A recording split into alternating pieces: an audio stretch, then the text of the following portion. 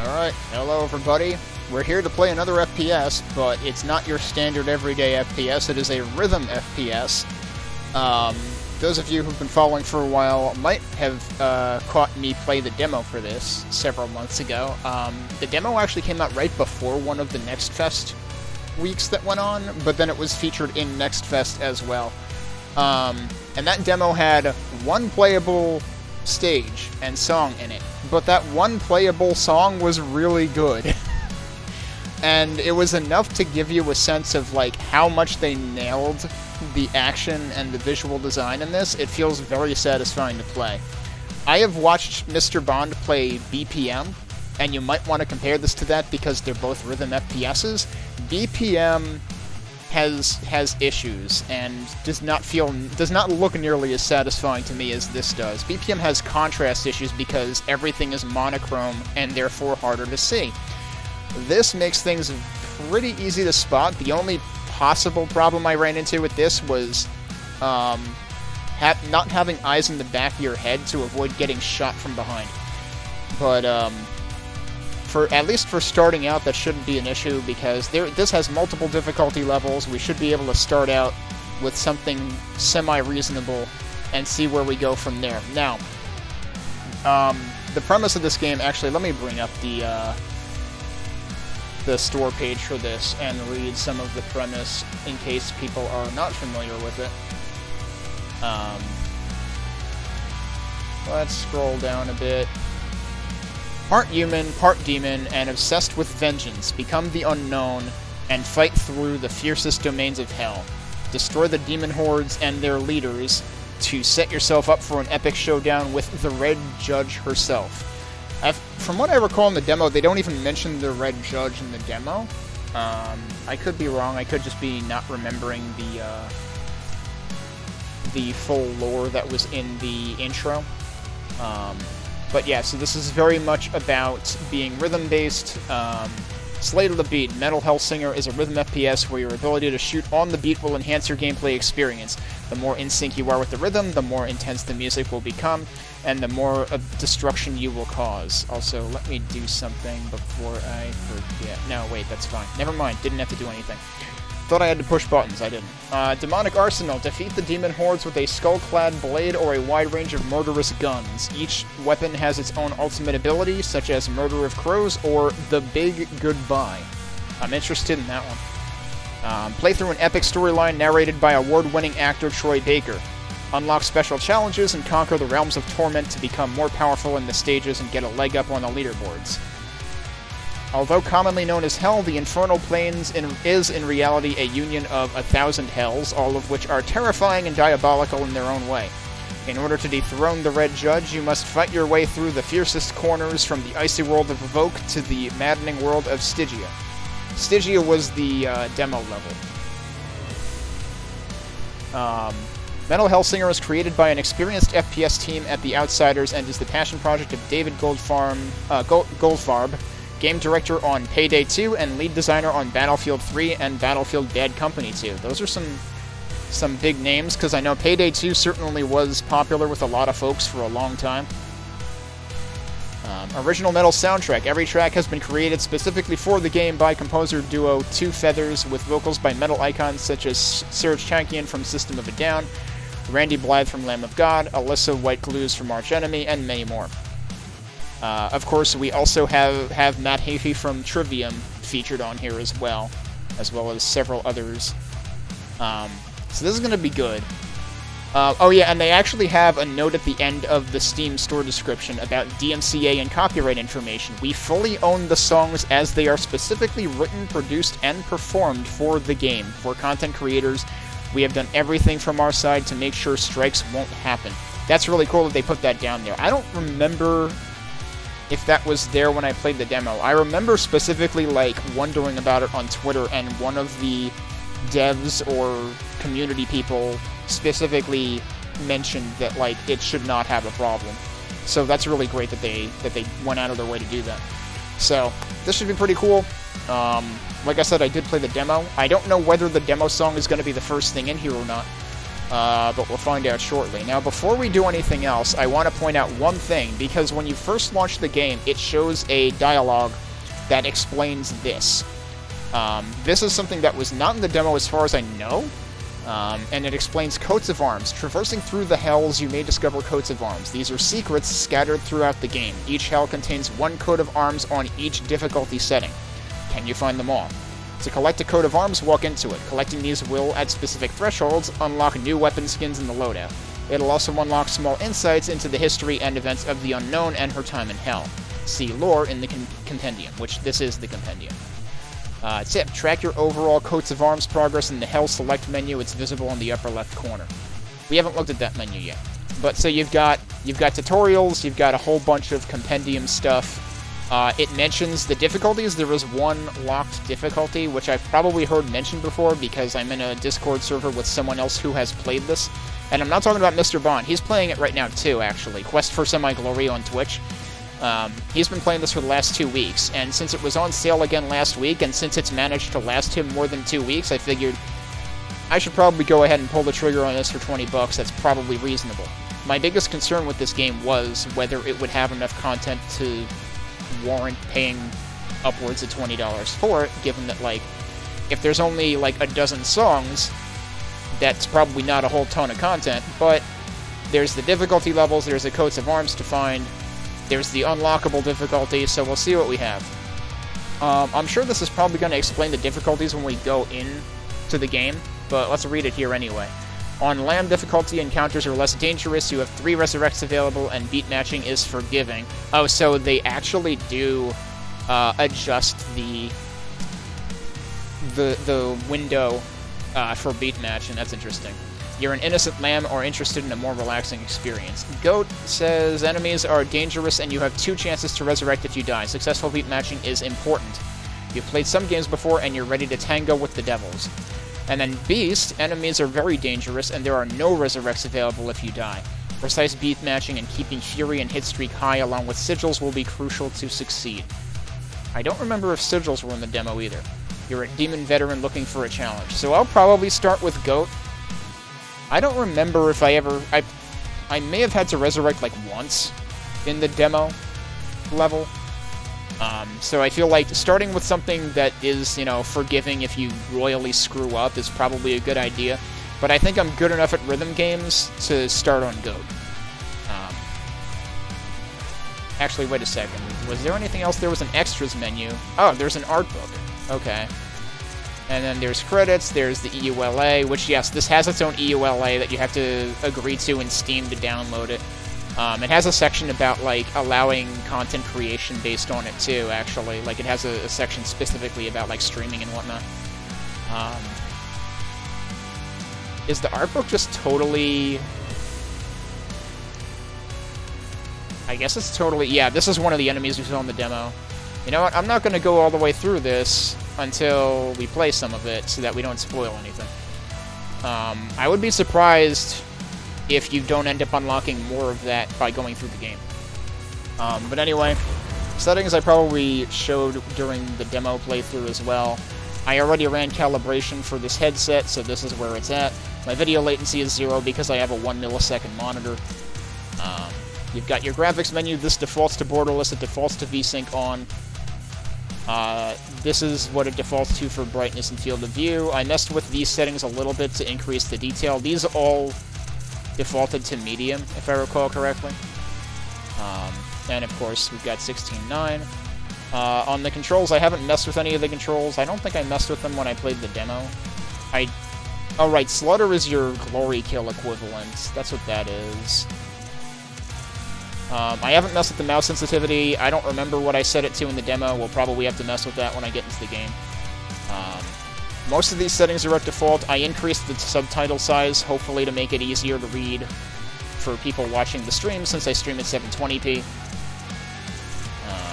And then all of this stuff is stock. And you can actually turn on Rhythm Assist if you have a lot of trouble keeping the beat.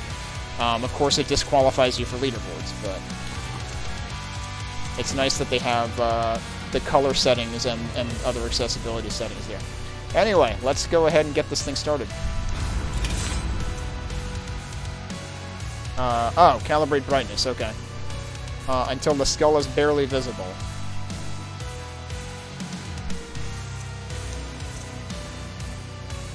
And then here's where it selects your difficulty, and... Oh, they actually do tell you what it's called, right here, Archdevil.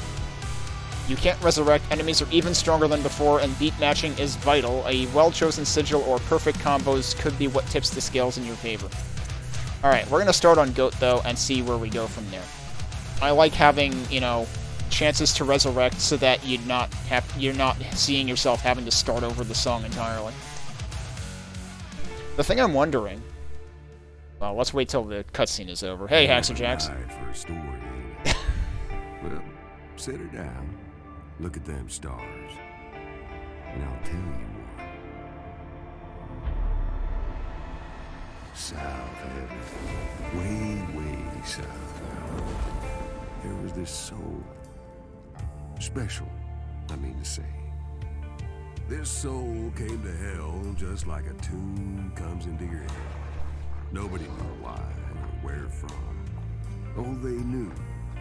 She had a score to settle. Now, demons not being the most creative types, they just called her the unknown. But hell is hell. And down there, they take away what you love most. Took her voice. For now, what you need to know is she won't get back.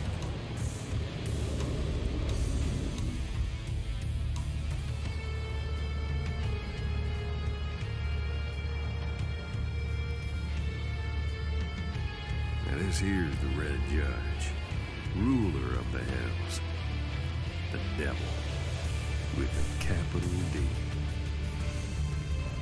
The judge personally saw to the unknown, and just to make sure the unknown didn't cause any more ruckus, the judge locked her up tight with unbreakable magics.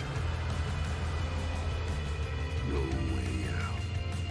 She was trapped, and she was down there a long, long time, just getting madder. Would stayed there forever if I hadn't called.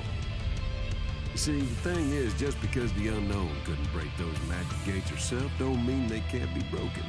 And just because Judge stole her voice, don't mean she'd never sing again.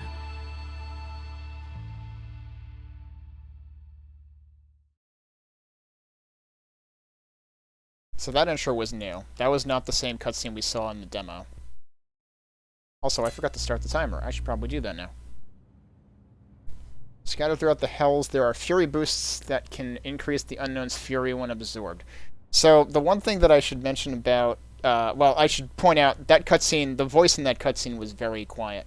And one thing that was never clear to me in the demo was exactly who that voice in the cutscenes belonged to. Like, what character was the narrator, and that I think gets clarified in, well, actually, I think the Steam store page may have even mentioned it. Don't know why I'm so happy remembering it. Her coming to get me and all, but I am.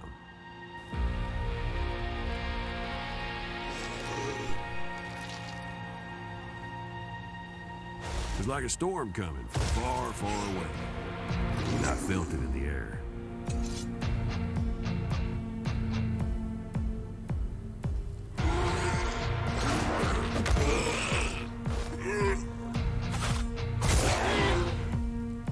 Yeah, so this I think is the cutscene we saw in the demo. Yeah, because this is the intro music essentially. This is the music, the theme you hear on the title screen.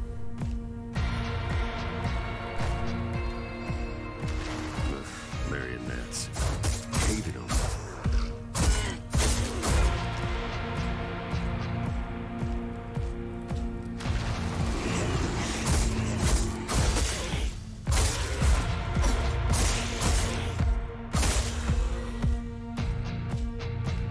Also, I should adjust my my mouse settings, because that's a little oversensitive.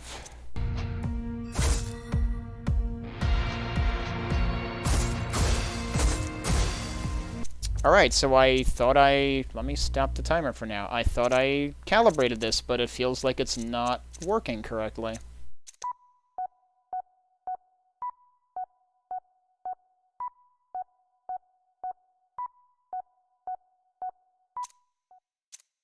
That is a very different number than I got every other time I ran calibration. Interesting.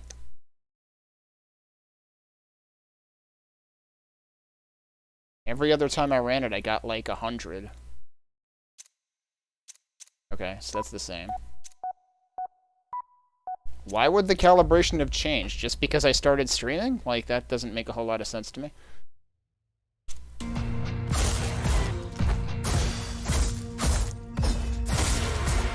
I think it's still not working. Oh no, you know what it is? I forgot that the third attack has a wind-up.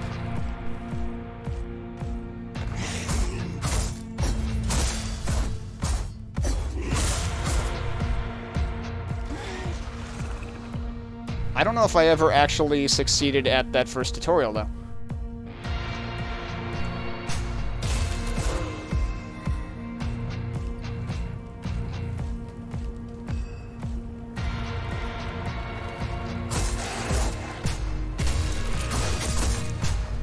I actually did that off beat, so that was on me.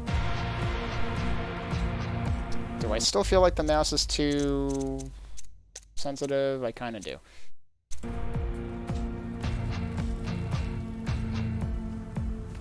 We didn't need words. We understood each other without them. Guess it sounds like love at first sight, don't it? So yeah, we're that thing. That's the narrator.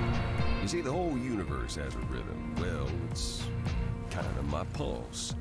And when I'm with her, we sort of become one. Her music is my music, and my voice is her voice.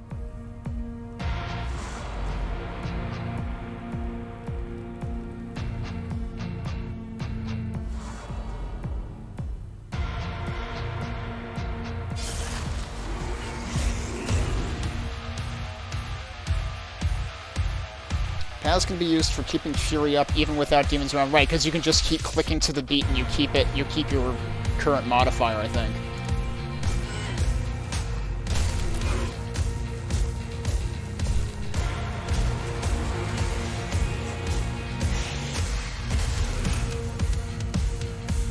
Your Fury multiplier is at the top of the screen.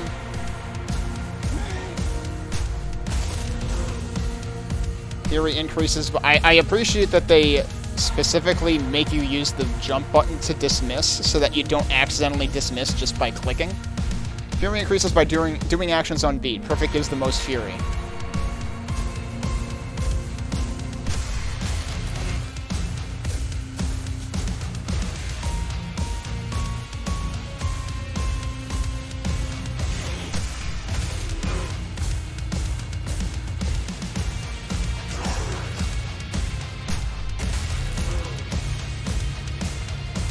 Wait, what pulsating Fury boost? This! You picked up a Fury boost. Fury has increased to 16x where the vocals kick in.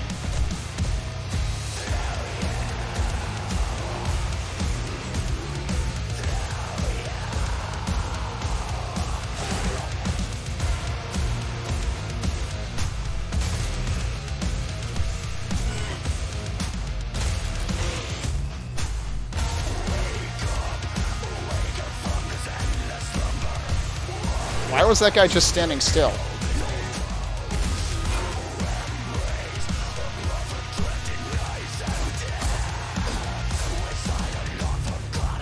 I missed whatever that message said.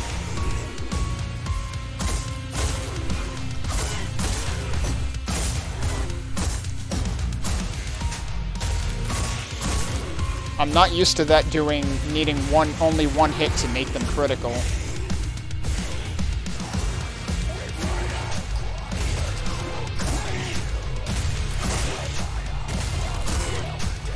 There we go.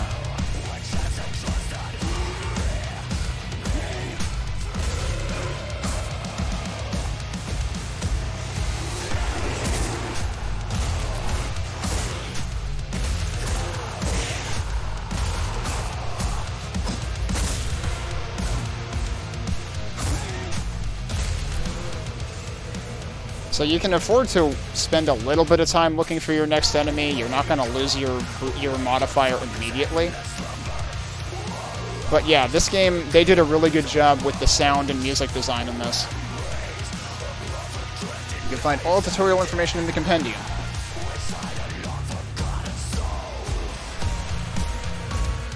Poor bastards. That's destiny for you. You can't unlock an anguish gate without breaking a few monsters. I'm wondering if they changed the dialogue in the in this level. I don't remember that dialogue specifically. Alright. The first hell was Vogue, full of cold and ice Okay. and despair. So then Stygia is not the first level. She had her own plan. So this is entirely new. I have never seen this yet.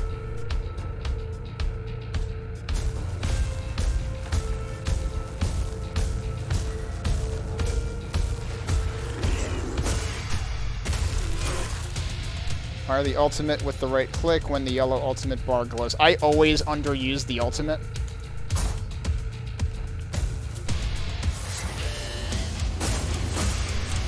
Whoops. Well, that's not how you do it. Styx crystal. Good for health. Cambion starts the murder parade.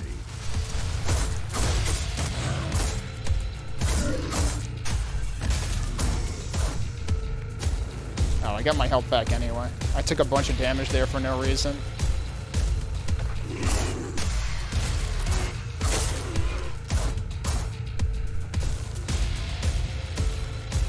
I'm noticing that I'm still getting goods when I should be getting perfect. So, like, I'm honestly... Can I tweak this myself? Yeah, I can. I'm gonna put it back to where it was before.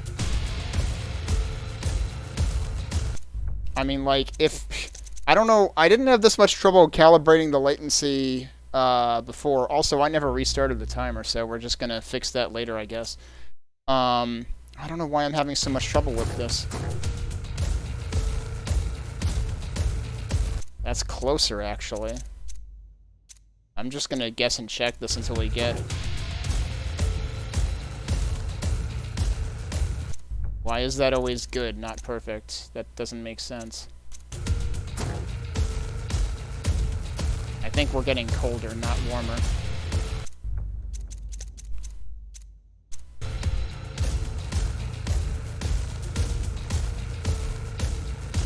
So I got a few perfects there. It feels like if I'm slightly late, then I get perfects.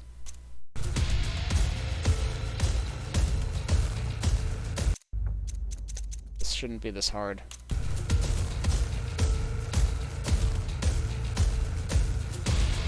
Why does it feel inconsistent?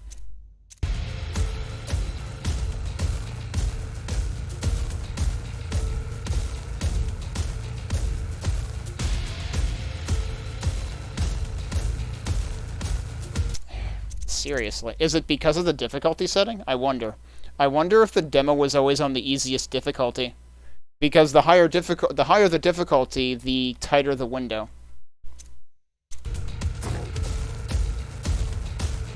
I wish you could, like, modify that. Alright, what is this? I reckon we'll see lots more of her.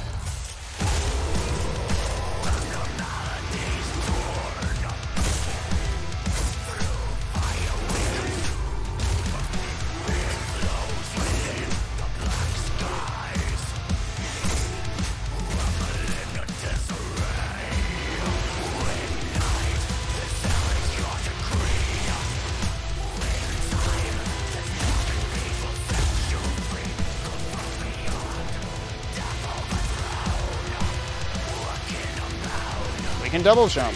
Chaos crystal nearby or somewhere.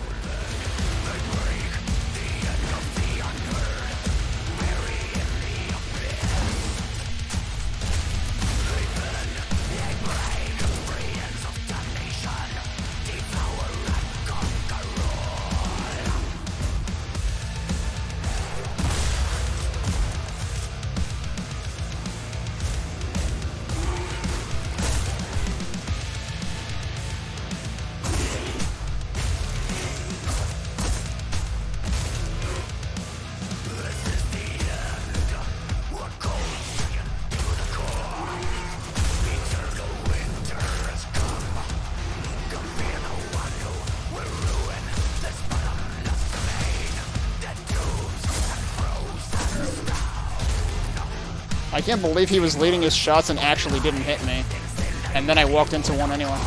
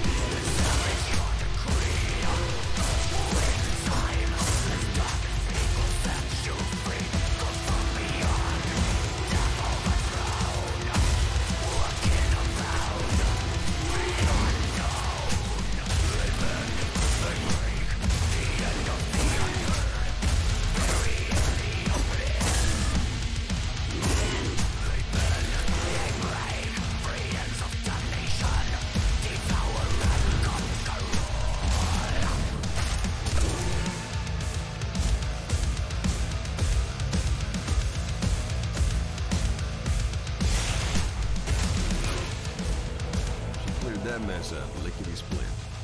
Lickety split.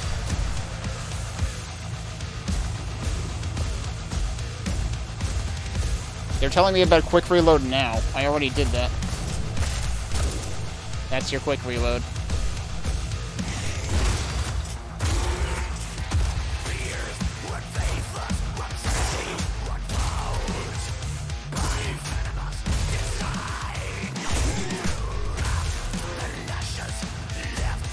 This is pretty cool scenery.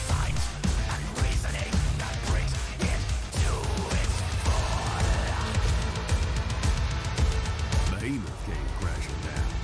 Nightmare shit.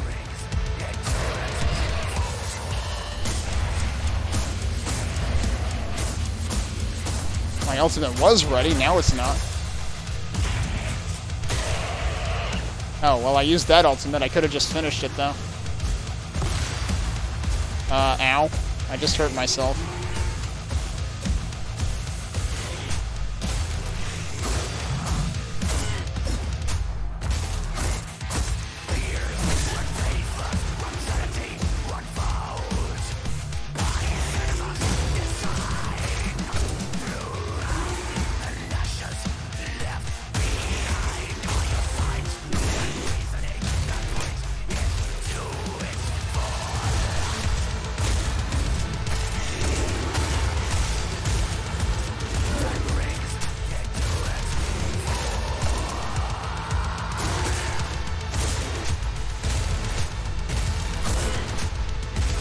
I had that one offbeat hit there. That was offbeat, though.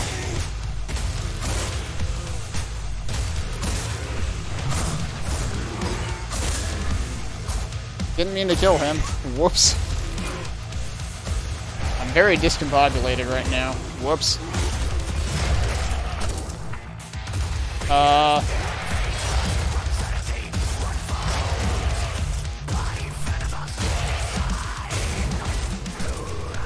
Well, conquering Vogue gave me knowledge of myself. My ultimate, I guess you could say.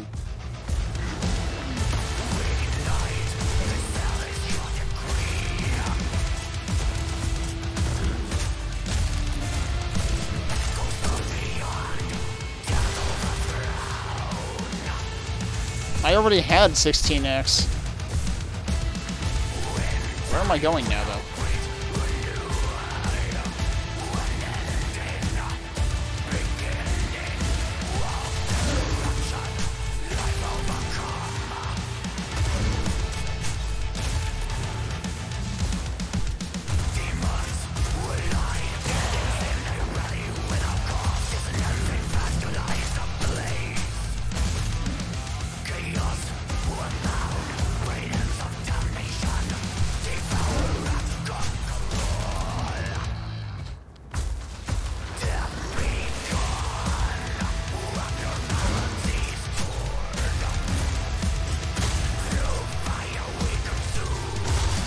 I strafed into that.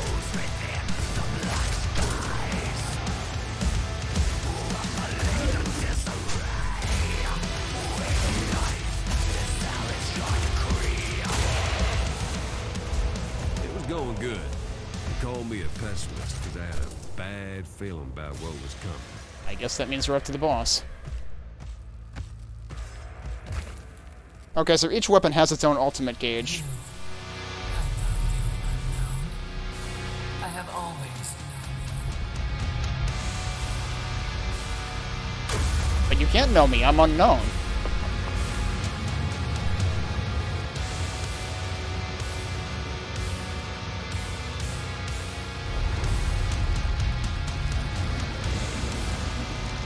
This kind of looks like the boss that I fought in the demo, actually, even though this is a different stage.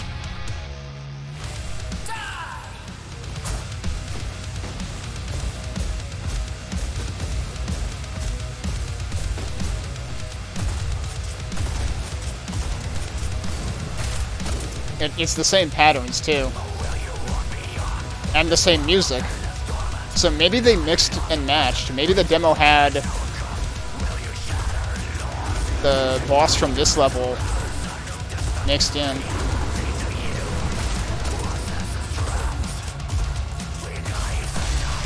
What the hell was that, and how was I supposed to see it coming?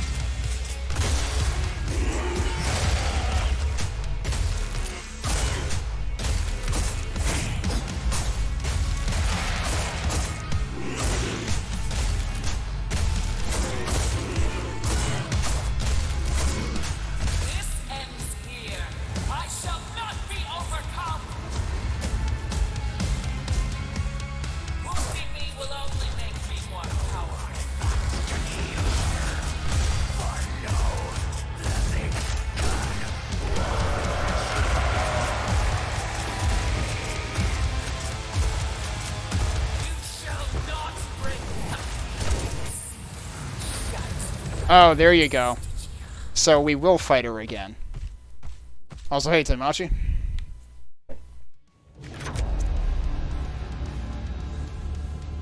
And Stygia is where we are going next. Okay, so there are some boss refights, I guess.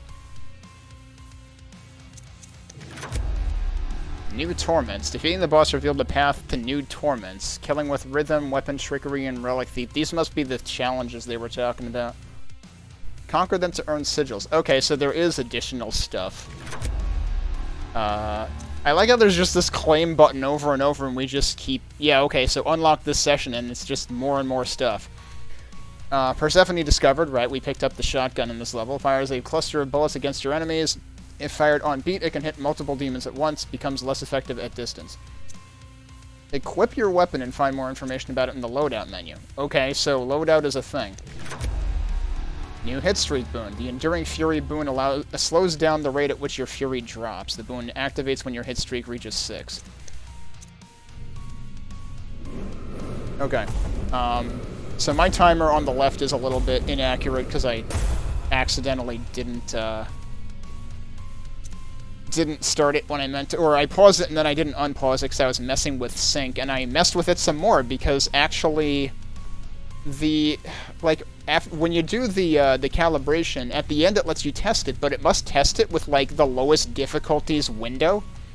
And so I'm playing on GOAT, which is the medium difficulty, and the window is smaller, and so everything was off beat until I fixed it. So, like, you're better off testing it in-game rather than testing it against the calibration test. That's a little unfortunate. That seems like a really glaring omission for them to not tackle that way. Yes, I'm sure I am very low down on the leaderboards because I did a very bad job. Can you actually see... Well, that says global. Is there a way to switch it to not global? If I go to the main menu, will it let me switch it to not global? Actually, so... I remember in the demo there was, like... I'm pretty sure there was a leaderboard, like, menu item. I could be wrong. But, alright, so we've got a whole bunch of stuff here for all of the, tutorial stuff that unlocked.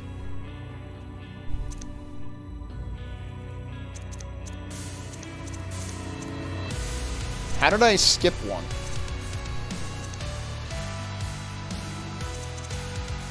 So I was wondering about these combos. It kept saying I discovered, like, endings and stuff, and I'm like, what the hell is it talking about?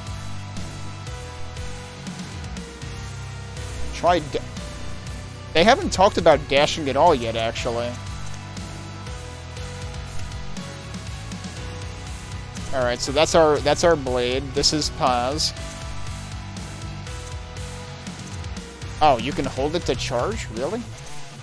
Is that a thing from Square One? Because they haven't talked about that yet either. Here's your shotgun. Here's the boon that we got. Okay, so here's your combos. Okay, so this gives you an idea of, like, what kind of effect they have. Okay. Unholy Mess. That's just from a single slaughter? Okay. And then double slaughter is exactly what it says on the tin. And then quick reloading followed by killing an enemy. That's interesting. Man, it kind of breaks my brain that you actually have to think about, like, what combos you use for Fury versus Score. Because, like, at first you're going to want to gain Fury. But I guess if you can do both, then why not? So slaughters are generally good. Quick reloading into killing an enemy can gain your Fury. Oh, this isn't just slaughter, it's killing an enemy followed by a slaughter. So you've got slaughter then kill, and you've got kill then slaughter. Here was the 5 endings, which is just killing 5 things in a row. Okay. I'm actually surprised I did that. Interesting. Damage, switch, kill. This is kind of ridiculous. Killing 3 in a row. Like, I'm wondering how many beats are allowed in between, or if this all has to be one after the other. And this is the first hell that we just played.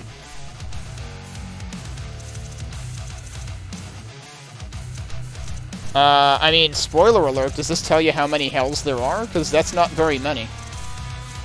But then you've got lore, you've got torments, these are the challenges, I guess. Let's see.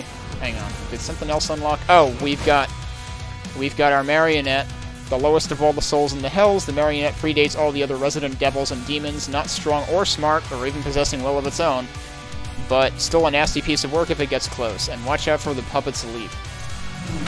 Cambion is the dude with the cannon. The unhappy... This guy totally looks like something out of Doom 2016. The unhappy offspring of a demon and a human soul. These squad enemies are the default ranged troop of the hells, a bit slow but quite tough compared to the marionette. Their burst fire is best to avoid at distance. And Behemoth, of course, a giant vengeance demon with a great harrow for a blade and propensity to leap vast distances. The shock troops of the Judge's Legion can deal heavy damage with their melee strike or their leap attack. They aren't the quickest on the battlefield, but they hit hard enough to make up for it. Is this the boss? This is our boss. Anger aspect. Okay, so then I'm guessing we're gonna have, like... Are we gonna have... Well, actually, no. Is anger one of the 7 deadly sins? I don't know. That one seems too straightforward, but I'm wondering if that's what we'll end up getting here. Or, I don't know.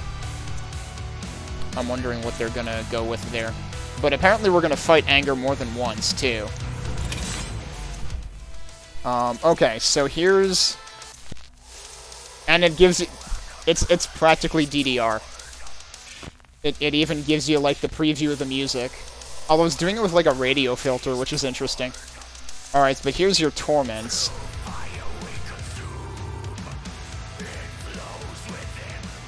And this will give you other boons, I guess. Alright, well, let's see what the torments are like. Before we go on, let me tell you about sigils.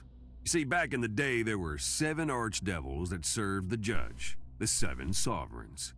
They did this silly little thing called a coup. Best to not dwell on it, but as punishment, they got chopped up and cast across the hells. Thing is, they only got mostly killed, you see, because the hate the dead 7 held for the judge lived on. The dead 7, you say? Hidden in the realms of torment. Whoever managed to best these torments and gain those sigils, well, they'd be walking away scot-free with infernal power. For most folk, that's just a temptation too great to pass up. So I guess each level has a sigil this to unlock. This tormented realm was formed by the death of Amdusius, a fairly whimsical archdevil. As archdevils go, I suppose. Fella tried to march to his own drum, which is not really a winning strategy in hell. But what do you know? It worked for him. Whoever wanted to get past him, why, they need to overpower his music. And as you might have guessed, most souls just can't.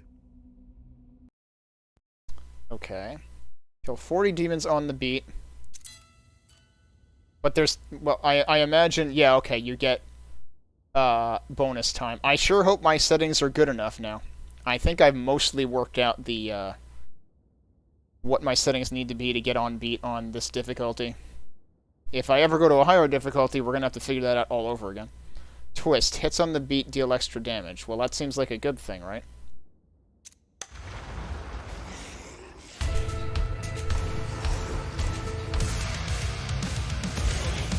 I don't have my sword.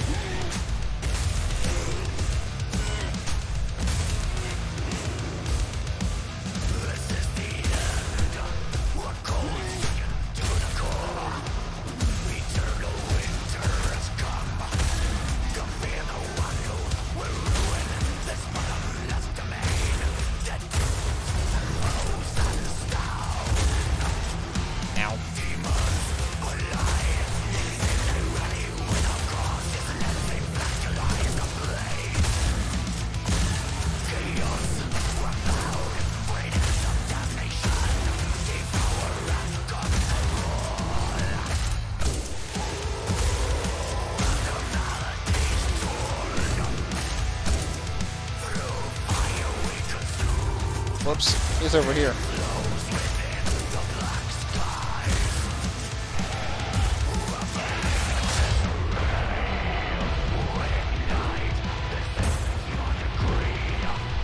I might die.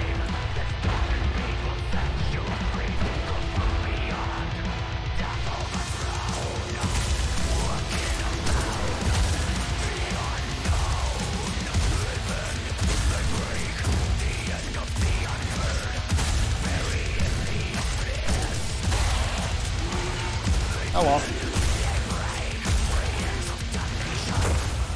Okay. Oh yeah, that's metal. Oh yeah, that's metal. Interesting that were there actually like runner-up results there? Also, what are all these? I'm getting like a gazillion achievements and I don't even know what they are. Let's see what we've got. Yeah, there's okay, I think I'm getting achievement progress for some of them.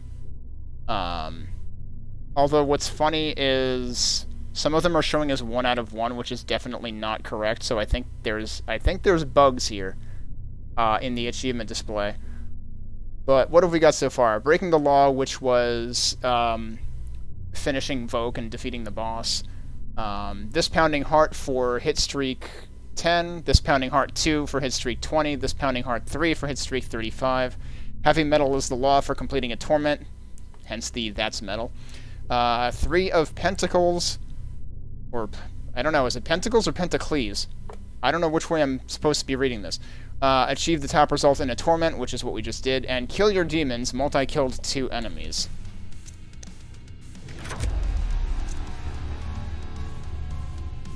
Yeah, I know, right? The troll, yeah. Okay, so what do we got here? You can take damage or hit offbeat 1 time before hit streak is lost. The number of saves resets if your hit streak is lost. Okay.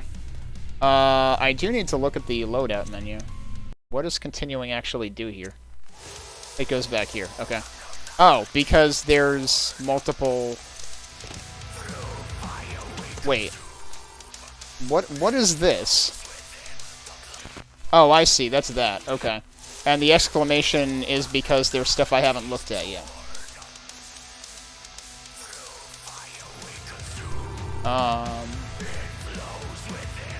Archdevil controls which weapons you wield.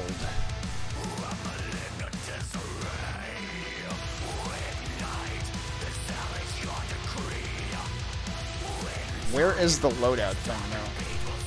Oh, also, yeah, we didn't find any coats of arms.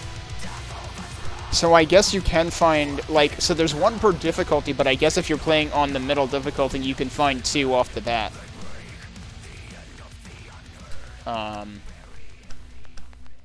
Oh, and it shows you how many you need to unlock stuff, too. Okay. We're gonna have to go and hunt for coats of arms eventually. Where is the loadout menu, though? Or does that only apply to, like, the hell itself and not the torments? So what is the actual... I guess it's just the... I guess it's just you're gonna get weapon switched. By the death of Marbus, the most capricious, change-minded, flaky, and unpleasant, unstable member of the dead 7 Archdevils. That's a sentence. Folks here play by his rules and might find themselves stumped by his old switcheroo. That is to say, the devil forces changes on a soul, and you best not resist, but go with it. Okay, but what's the objective, though? Okay, it does tell you what weapons you have here, and this time we don't have pause. You have no control of what weapon you wield. Killing an enemy causes your current weapon to switch to a new one. Oh, okay. That means it's not, like, full-blown, like, Bizhawk Shuffler, though. You actually know when it's going to switch. Yeah, Automod, well... the voice actor, they mentioned who the voice actor was. Who was the voice actor? Hang on, I'll scroll down to it again. The voice actor was Troy Baker. So if, I don't know, did Troy voice what you're talking about?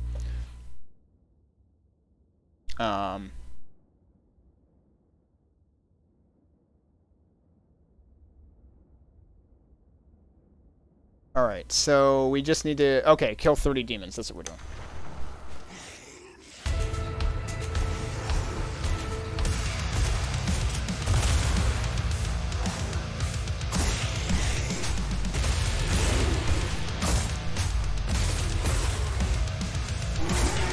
Is it always gonna swap? It seems like it's always gonna swap. It's not like it might switch or it might not. Oh, nope, that time it didn't switch.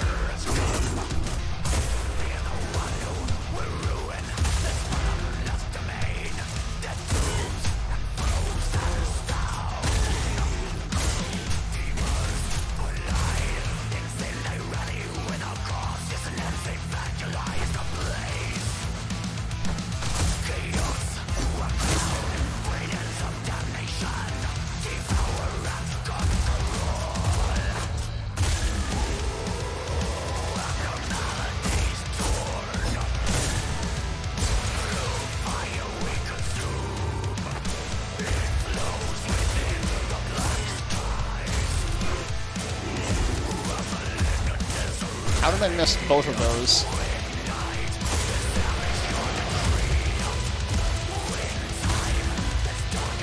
Alright, I would rather not fight that with this if I don't have to. Haven't heard that one. Oh, I ran out of time. Okay. I need to be a little less choosy. Oh, we got halfway there. More than halfway there, really. I don't know what the point of showing you those waypoints is, though. Like, they don't mean anything. Almost doesn't count.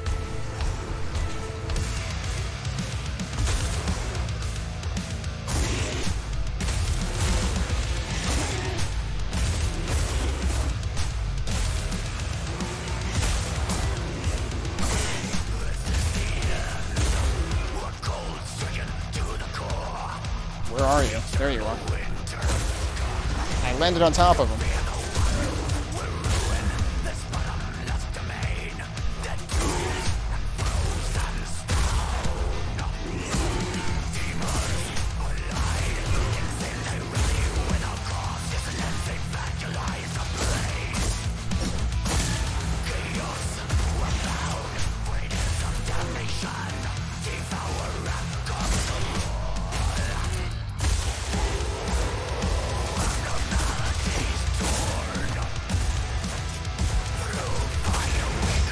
Ow.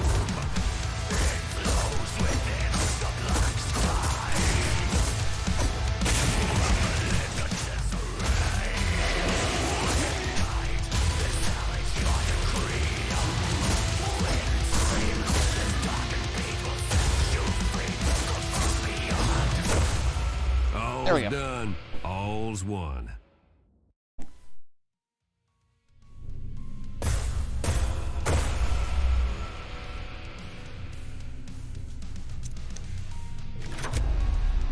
The first 2 attacks after switching weapons don't use ammo. Interesting. I guess I'll reserve judgment on that until I unlock more weapons in terms of whether I care. Because right now, that's less useful to me than the not losing hit streak. Alright, Relic Thief, what is this?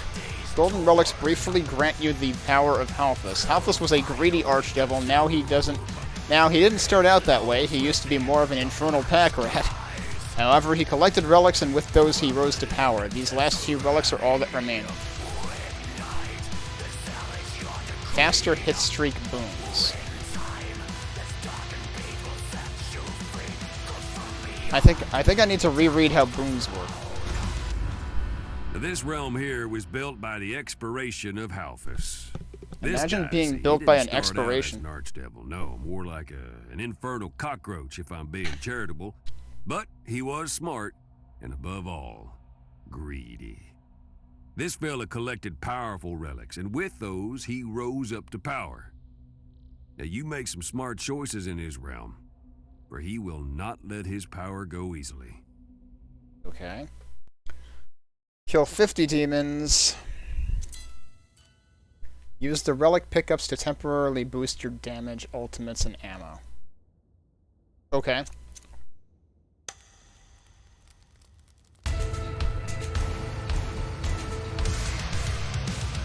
Alright, but who are we fighting?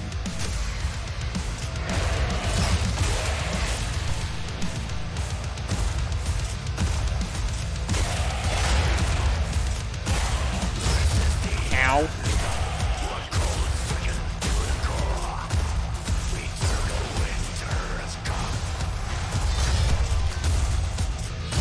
Ow.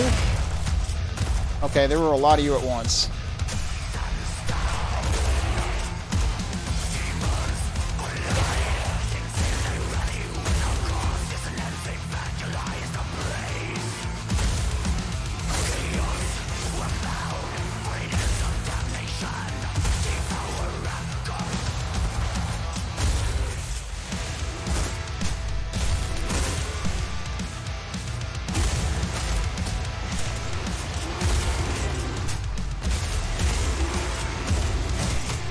Oh, I'm a little trapped here.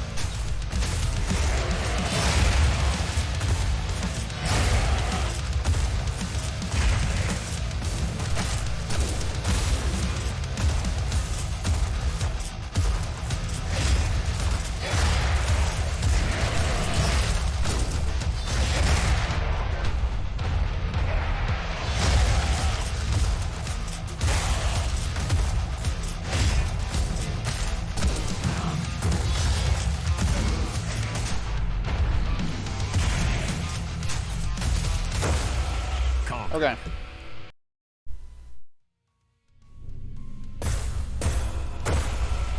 Kind of aren't enough relics to deal with that last set if you don't save the first one up. Unless there was one that I overlooked, that's possible. Streak boons are faster to build up to. Alright, so is that it for the torments, or are there more? think that's it. Okay. So this one we're looking forward to because we've played this song before. We know this song is good. This one is a real earworm. I'm gonna back out one more time just to make sure I'm not like missing something. But yeah, loadout isn't in here. What else did we unlock in the compendium? Okay, so this explains the sigils. How are there only 7 sigils if there were 3 torments on the first level? Oh, because there's multiple of each type. Okay. We'll let you occasionally keep your hit streak. I didn't think occasionally was part of the equation. Okay, so we're just gonna get increasing difficulty of similar types of torments. That's, I guess, how this goes. Street Guardian is really the one that's the most important. Let me look at boons again. Is that in here? Oh, they actually list the torments, too.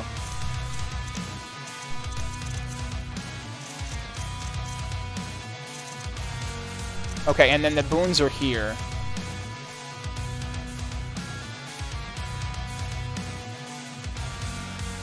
When your hit streak reaches 6, the rate at which your fury fades slows down. Right, okay. And that's when your hit streak reaches 6. And this would mean that your hit streak doesn't need to reach 6 to get to that. It would reduce the magic number, I guess is what that's saying.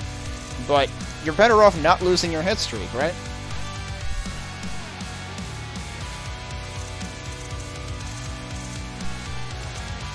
Alright.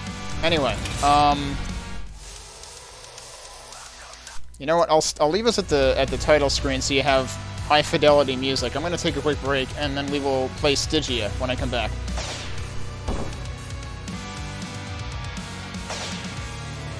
Alright. Let's enter the second hell. I'll get the timer rolling again. Oh, and you can actually see right away what the, yeah, so you can see Relic Thief 2 is one of the torments on this, so that'll be a repeat. But let's click into this. Here's, okay, this is where you get to check your loadout.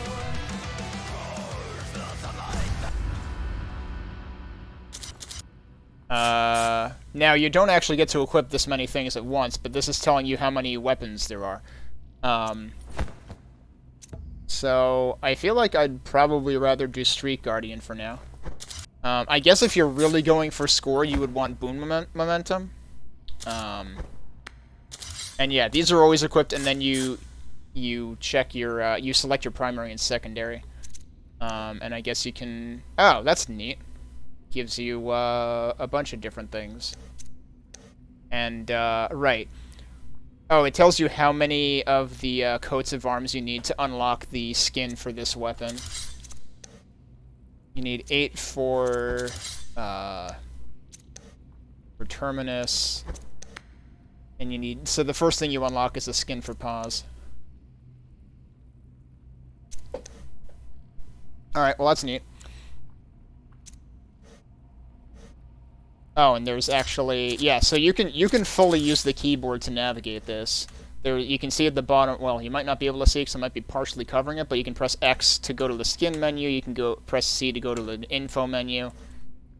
You cannot toggle both at the same time. I figured I would just try that to see what happens. And the answer is nothing. But yeah, let's see what we've got here. I told you she'd sing again. Killing that bit of the judge gave her some of her voice back. Oh, really? So she's Rod Stewart now. No, she's Bruce Springsteen now. Rip it from the judge, a piece at a time. She can sing 5 didn't notes. much care for that, though. So she called up the strongest devils to her throne. One after another, they came. They're all very form a spiky. Council of War, they called it. Now, whether the council believed in us, in the threat we posed, I mean, truth is, not yet. We were still nobodies in Hell's eyes. Bottom line was, they were dealing with something angry. Something that was coming for them. And something they did not know how to stop. Before anything, the judge wanted answers. You see, some poor devil once told the judge that he destroyed this old skull, ground him into dust. And, just so we're being clear, that old skull is me. Yeah, okay, thought so. Malachi, you swore the skull had been destroyed. Hell 101. Lie, but don't lie to the judge. You gotta be done for that. Then again, this joker here, well, let's just say somewhere a village was missing their idiot. Nope. This damned soul, the unknown, shall be your only war. My aspects will guard the other hands. She must never be allowed to reach the throne here in Shul. Never. Is that how you pronounce that? Tell me you hear me. This is funny because this is the second game I have recently played where Shul was a thing. Because that was in neon white, too. And I was thinking before, too, I was like, this might have some parallels with neon white, given the whole afterlife thing. The one thing I can't decide is whether the voice for the judge is trying to be Galadriel when she loses her marbles in Lord of the Rings: The Fellowship of the Ring, or whether she's trying to be like Ash from Apex Legends or something. Here we go. Prepare for earworm. I remember this place like it was yesterday. Wish I didn't.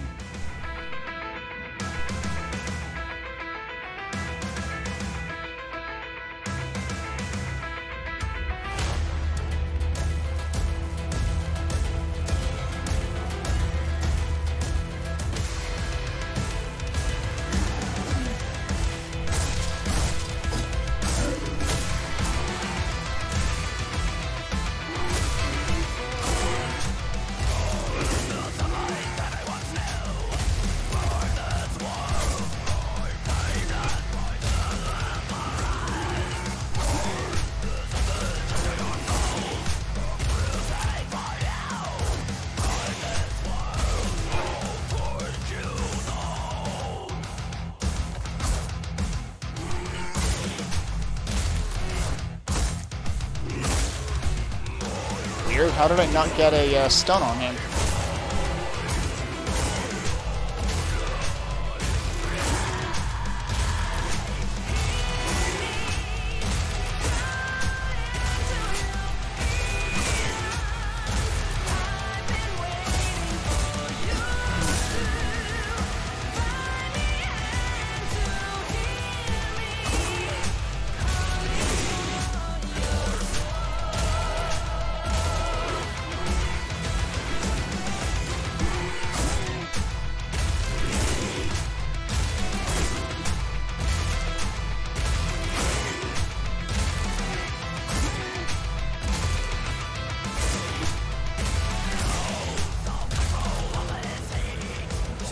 Souls here makes a kind of electricity. It's funny that I'm actually getting a couple of hitches when I open doors and stuff.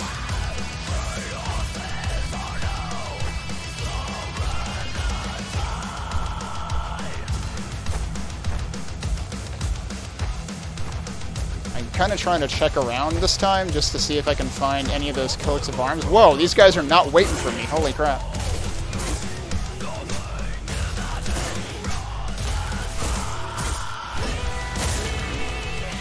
Wow, killed like 3 of them at once there.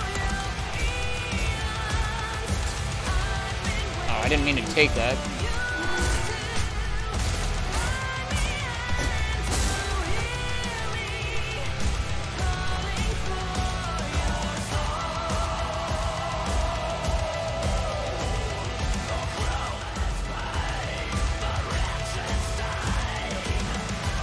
Meet the hounds, Cerberus and Orcus.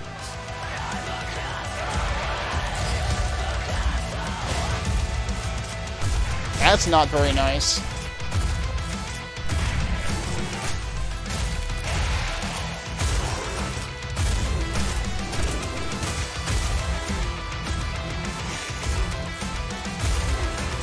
keep hitting the wrong key.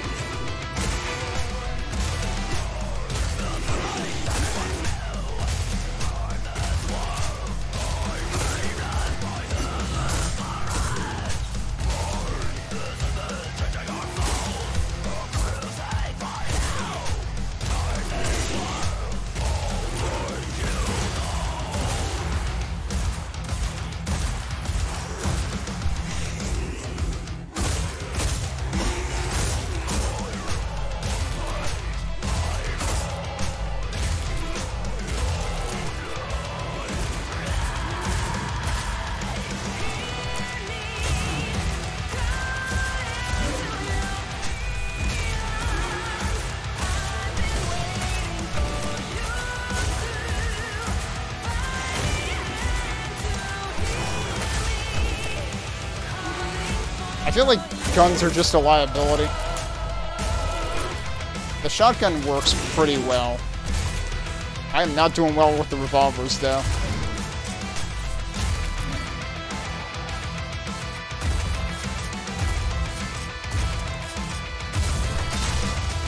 Should have sidestepped.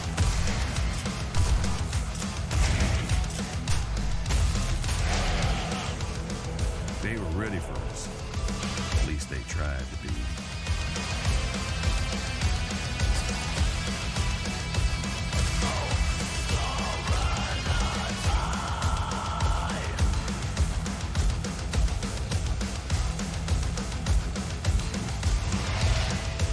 That was new.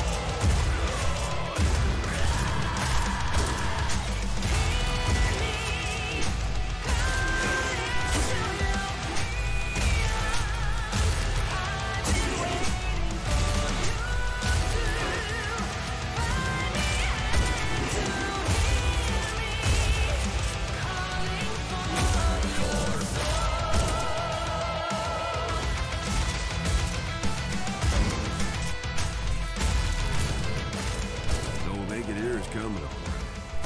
The chaos ain't quiet.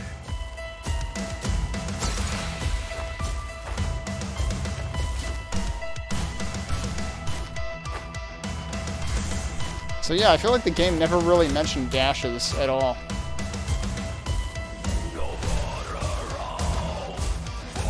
But they are a thing you can do.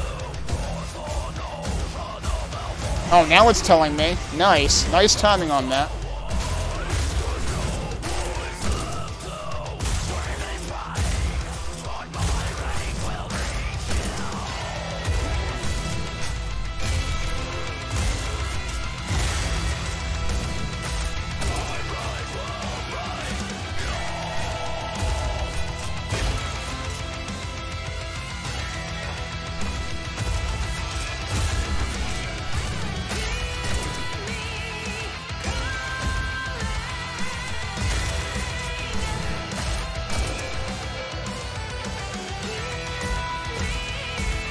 I always get turned around in this area. This is where I came from, isn't it?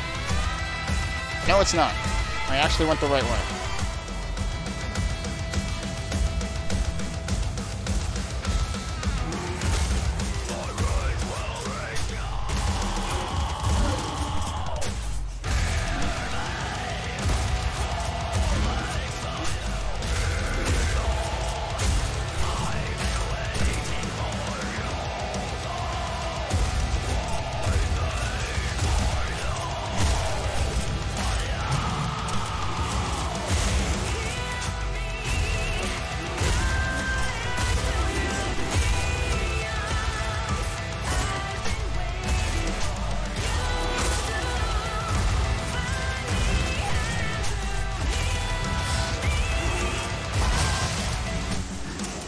Rude.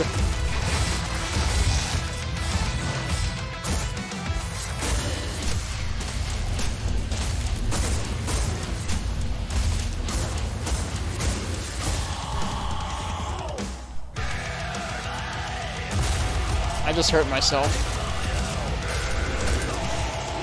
So it seems like the sword's ultimate actually, like, increases his damage or something, I guess? I don't really know what was going on there.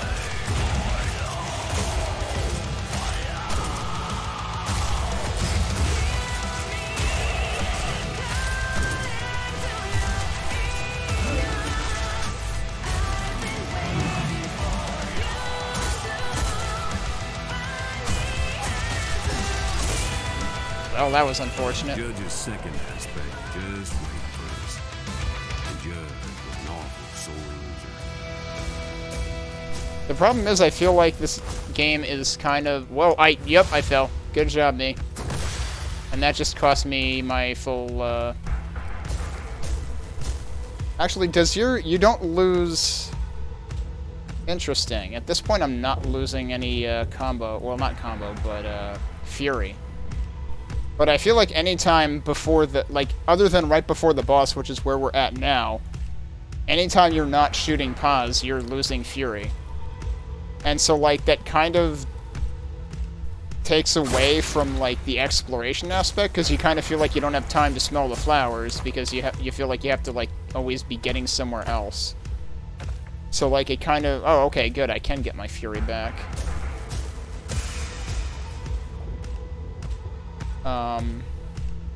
Because, like, I'd kind of like to look around for, the coats of arms, but I'm not really sure, like, what kind of places they hide them in. So I was looking around a little bit before. I definitely feel like I'm more discombobulated playing this time than when I was playing the demo. And even then, I wasn't kind of, you know, I wasn't perfect. I wasn't all entirely with it. But it's time to fight that boss again.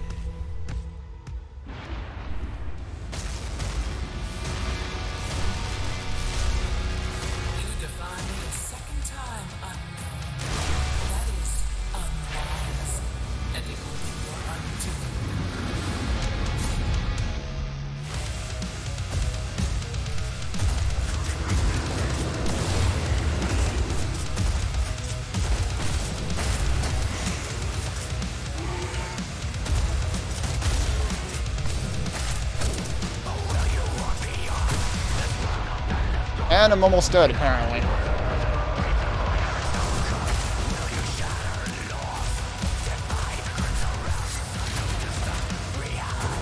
Yeah, that just dropped a ton of frames on my end.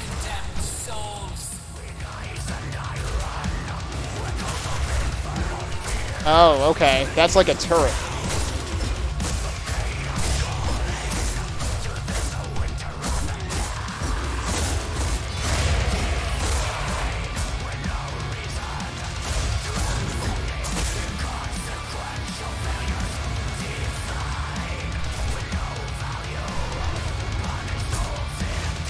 Shit. I lost vocals. Oh, no, I got him back.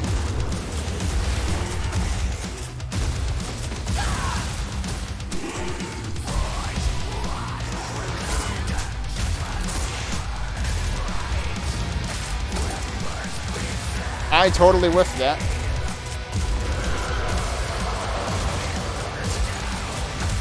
I have no idea how to avoid that.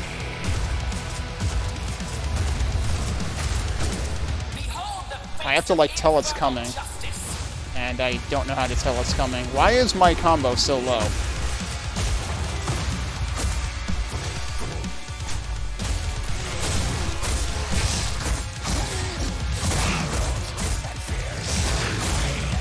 I am getting everything entirely offbeat here.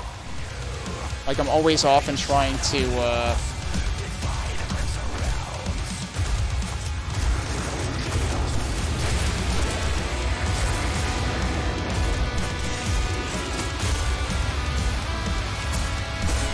I was trying to glory kill things and I was completely failing at it. I do not remember that attack being a thing.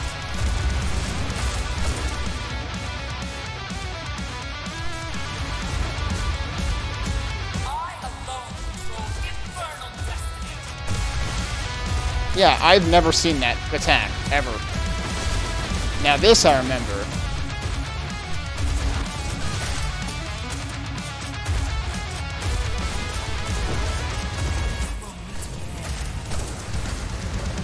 We're gonna meet again? Again? Like, are there any other bosses, or is this it? Like, seriously.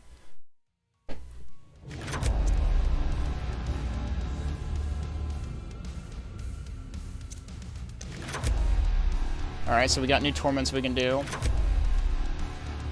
The hounds, which is the revolvers. They're less effective at very long distances. New hit streak boon. The faster ultimate gain boon speeds up how fast you build up your ultimate. That could be useful. And that activates when your hit streak reaches 14, so that takes a while to start up, really.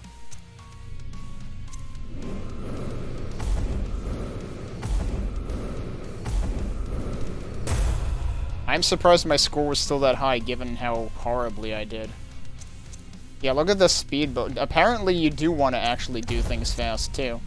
I definitely do feel like the demo was on the easiest difficulty, though. I don't think it let you select a difficulty in the demo. And it does feel like some of these places have... Some of these areas have had more enemies than I remembered.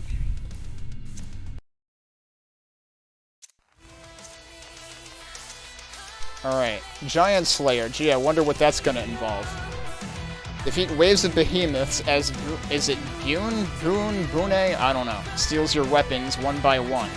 Oh, that sounds really not desirable at all.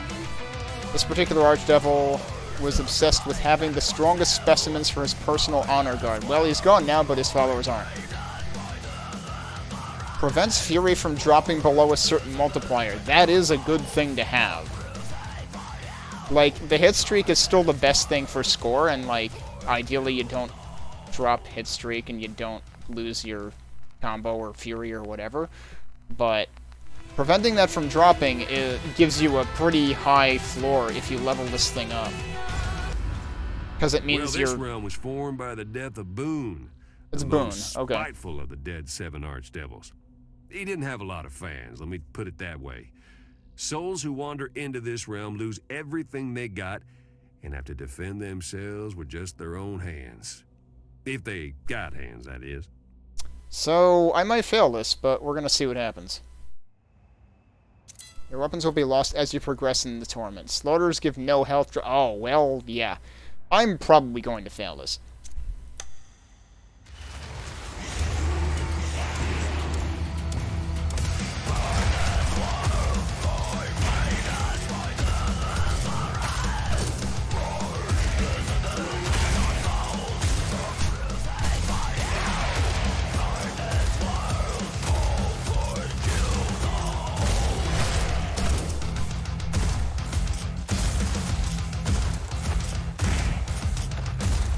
I have to remember I can dash.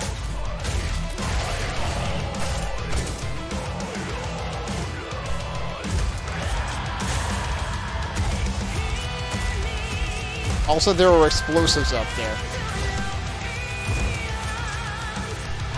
What the heck happened there? He just did a Wiggletron.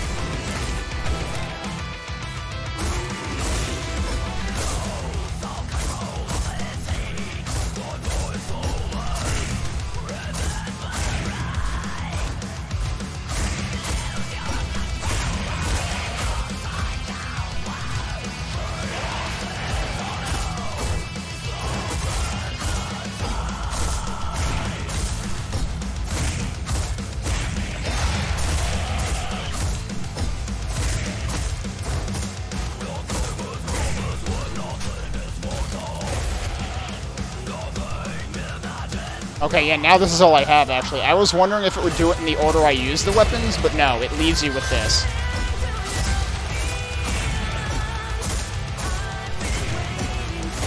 Now I'm sure it'll give me multiple again.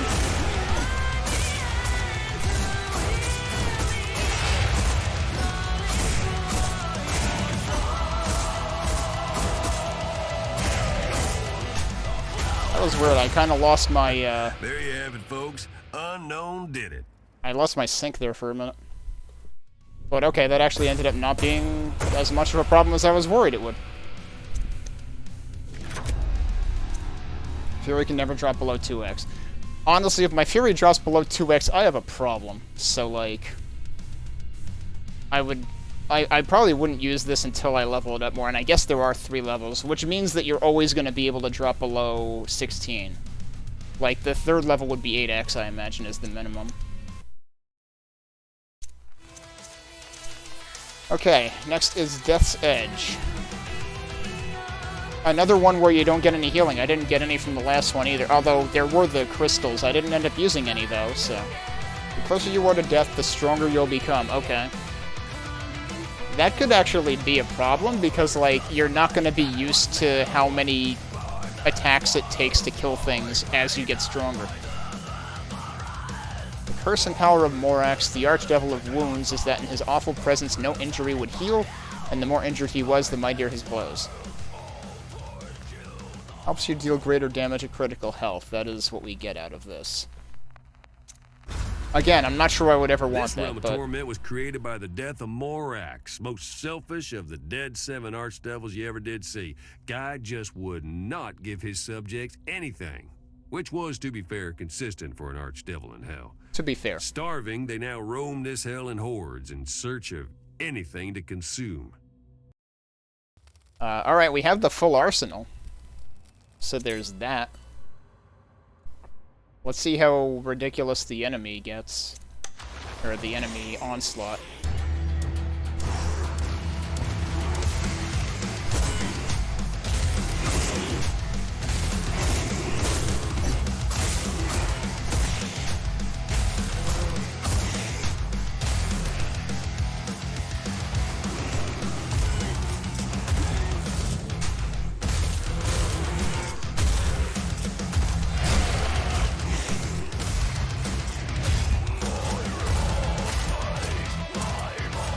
Whoops, I didn't do the fast reload.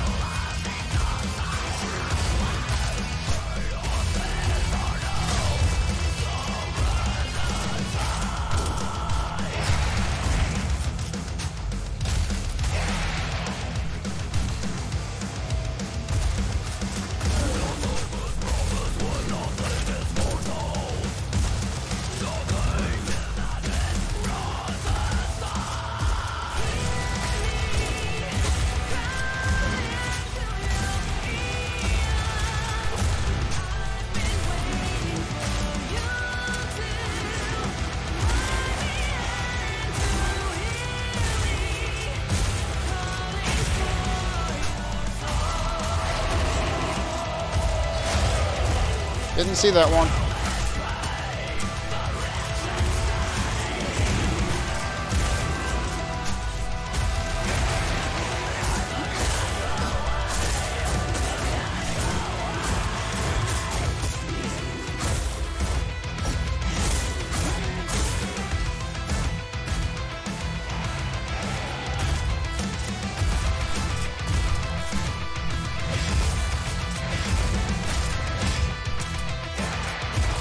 Oh, there's 3 of them? Jeez.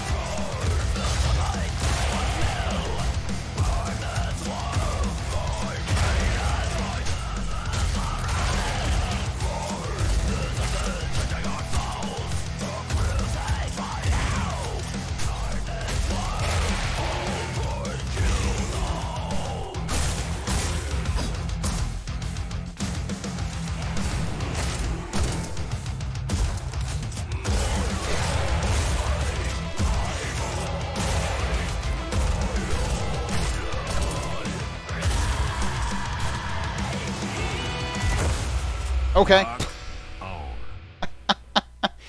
I just happened to see those guys spawn in, and there was an explosive there. I only got to use like 2 of the explosives. I was looking for opportunities to do that. Man, that one was probably easily the most grueling yet. And just think, there's going to be 2 more of those that are going to be harder. Okay, so that's all those... Wait. No, we didn't do Relic Thief 2. And this is for boon momentum. I'm more interested in the one that preserves your hit streak, but oh well. Let's see if this has new lore too. No, they only give you the lore the first time you try one of these... Like, each type of torment has lore once.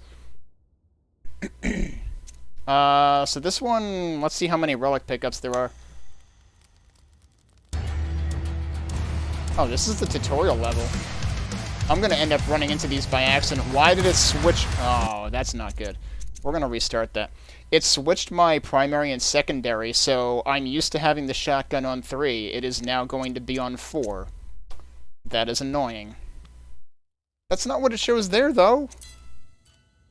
They should let you assign that the way you want it. That's dumb. Why would the shotgun be on 4 if it's listed over there and it's been on 3 in every single other one?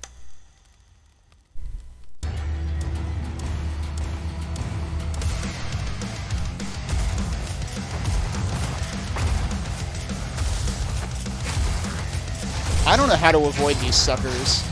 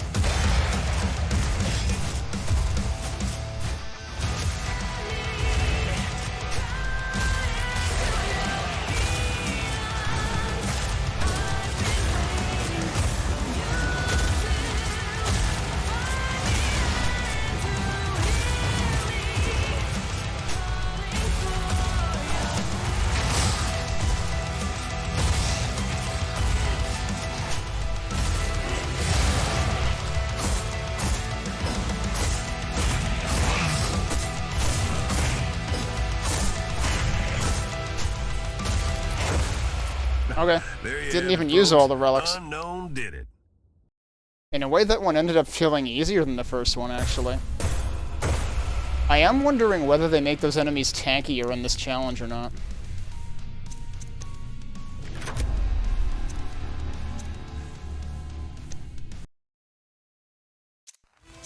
Alright, so that's it for that segment. Next we've got... Is it E-Helm? If you wanted to ask this skull what real hell would be for him, then I guess I'd say E-Helm. Souls here, cursed to be isolated from each other. Hard on us extroverts, I'll tell you that. Man, pandemic mood right there. Alright, I don't think I'm going to be changing my loadout for the time being, unless... I don't know what happens when you pick up another weapon. Because, like, there's 2 more weapons to discover. Which one is it going to replace? I guess it'll replace your secondary. That would be my guess. And I guess... What is the meaning... I guess that's the one that's... No, that's not the one she's currently pictured with. I don't understand what that lit up indicator means. Oh, it is primary. Okay, that's what I was wondering. Okay, so you can set either one as primary. Okay, I was thinking these would reposition, but no, these are static, and you pick whichever one is going to be primary. But then how does it pick the secondary? Or do you only start with the primary, I wonder? I guess we're going to find out. I had assumed you would start with 2. But maybe that's not the case. Maybe there's always a weapon in the levels. I don't know. I mean, that's clearly not the case for the first level, because you pick up this weapon in that level, so I don't know whether you would need to plan accordingly and pick another primary if you wanted to have 2. I don't know. I guess we'll eventually find out how that works. It does say a new weapon awaits you in this hell, so there is that. That's probably why it's not letting me pick 2, actually. I wonder. If I go back to Hell Select, and I go here... Yeah, there you go. So you do normally get to pick secondary, so it's specifically because they're expecting to give us a new weapon. Which then I guess on repeat plays, that doesn't apply. And you can do whatever you want. That's interesting. But anyway, I think this is what we want, so... Actually, wait, where do you... How do boons work again? Like, am I not supposed to equip those here, or are those, like... Are those just always a thing? Let me go back to the Codex. Alright, so first of all, he did tell us about Dash. The Hounds is the weapon we unlocked.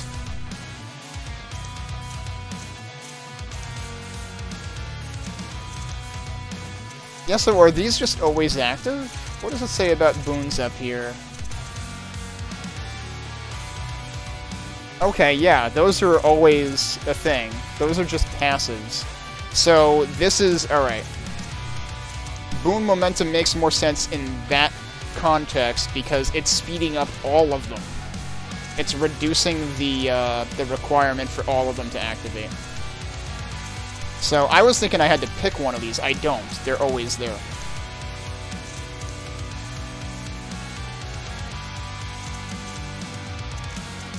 Did I unlock any other ones? Shattertude. Oh, destroying destructibles in a row. Okay. Wow, and that actually increases things quite a bit. Stygia. A lot of spiritual electricity, if to take my meaning, the kind the judge just thrived on. Along with the lightning, there was some things in the shadows here who knew no master. And then these are the torments that we unlocked. And we still don't have any lure yet. Which might require finding coats of arms, which I have not found any yet. So we're going to have to go coats of arms hunting at some point. But I don't think I'm going to worry about that tonight.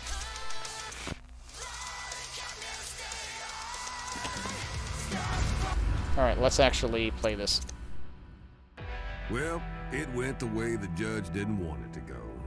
Stygia fell. The unknown got back more of her voice, and I got back a bit more of what I'd lost. Power, yeah, but memory, too. It was just a flash of something from a long, long time ago. Like I said, hell steals your memory. No one remembers what they were down here. Or if they do, just enough to make him suffer. It was all coming back to me. Judge sent every scholar in the Hells to see what they could learn about the unknown. This prophecy appears to be dubiously relevant. It says the Hells will fall when an archangel is slain at the informal throne by a Hellsinger. Tell me, Hierophant, are Yelm's armies ready? They are. Good. We shall prepare the ritual of spears. Even if the prophet sang of her, we shall prove the prophecy false. I think that's not how prophecies work, but okay. I just hope the ritual of spears doesn't involve, hit me baby one more time.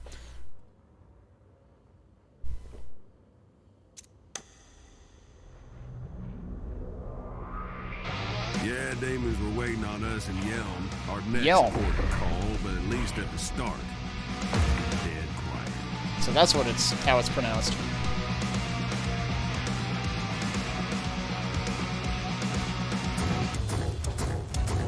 Well, the smart money is probably not on us. I totally didn't catch the beat of that We don't correctly. love an underdog.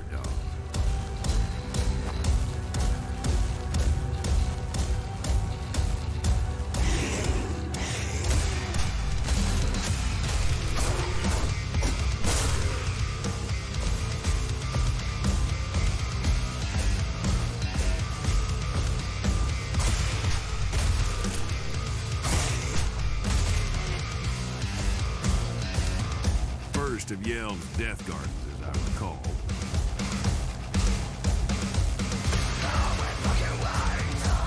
I like how I just broke one, pile of urns, and suddenly vocals.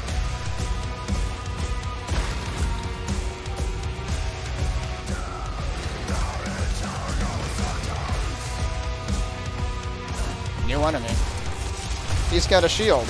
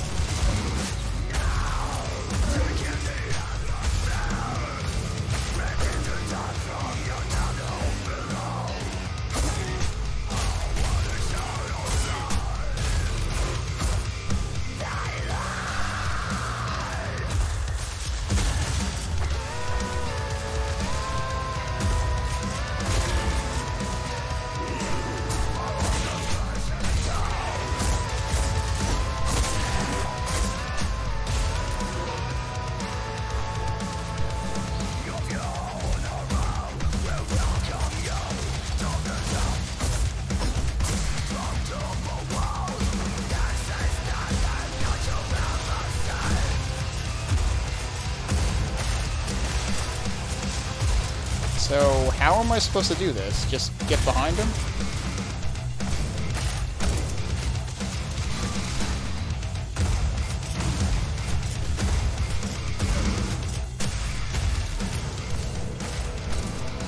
That tower in the distance, that's where she's headed.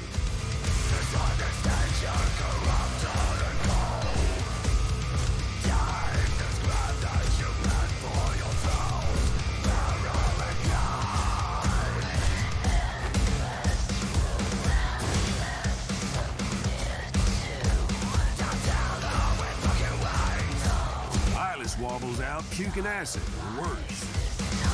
Oh, jeez.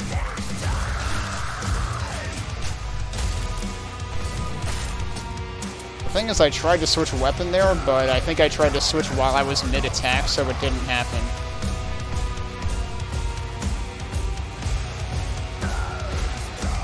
So where am I going now?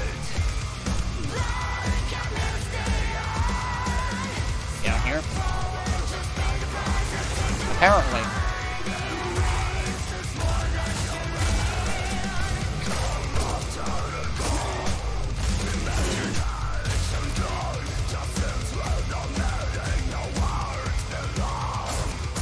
Oh, this is a new weapon.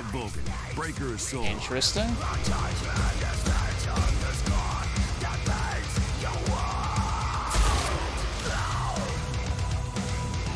How exactly does this work?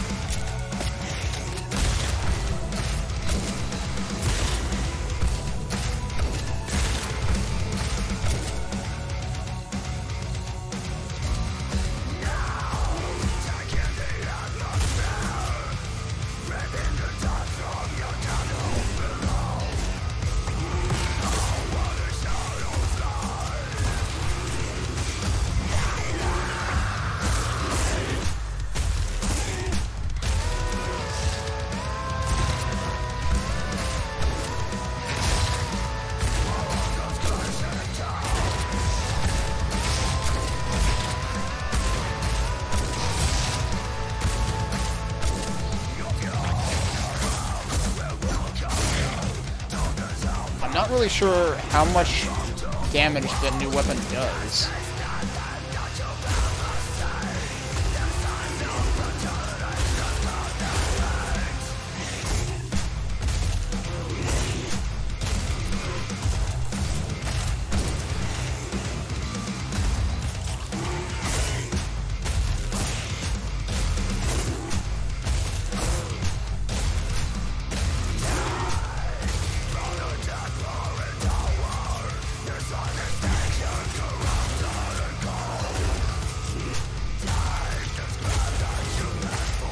Those guys become surprisingly hard to see when they're not attacking.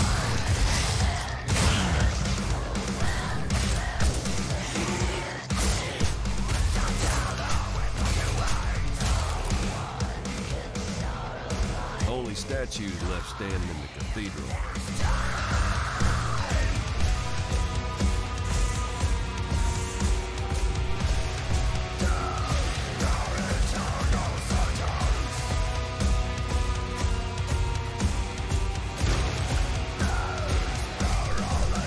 AD Candle's called.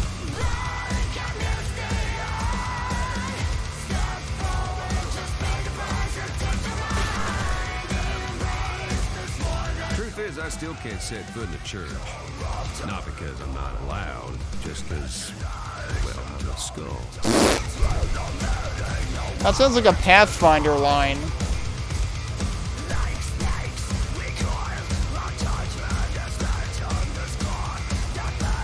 Alright, so where are the enemies?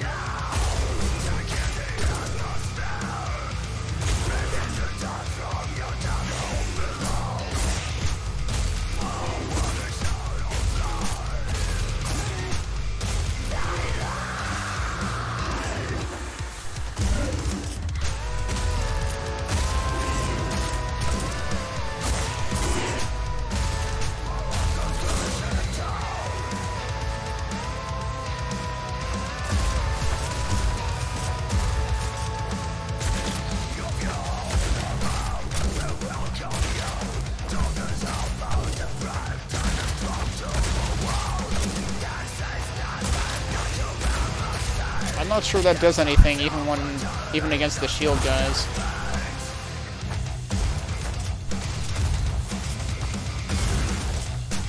That works. Land on him.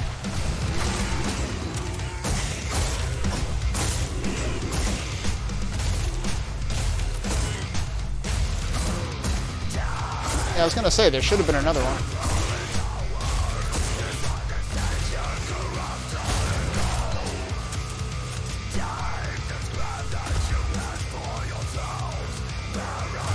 Wow, these guys can really leap across, huh?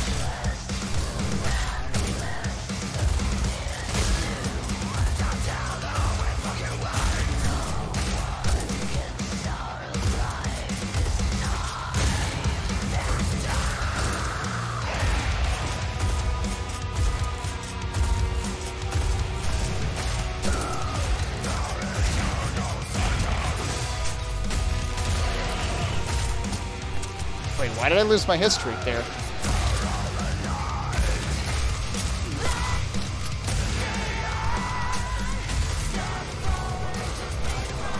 I guess it's not quite a cathedral. More like a church fort.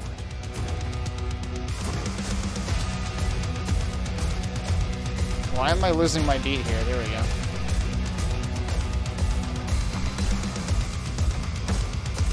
Were there any boosts up here? Doesn't seem like there were, unfortunately. So I'm stuck at 8x.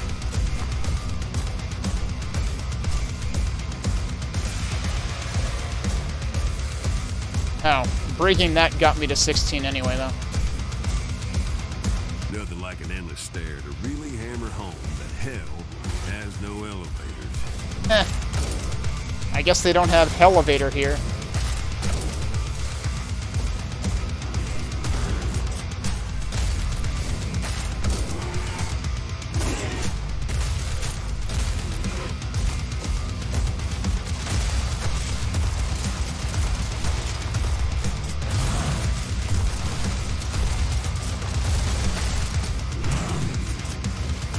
Well, this sucks. I guess when all else fails, just use the ultimate on that to kill him.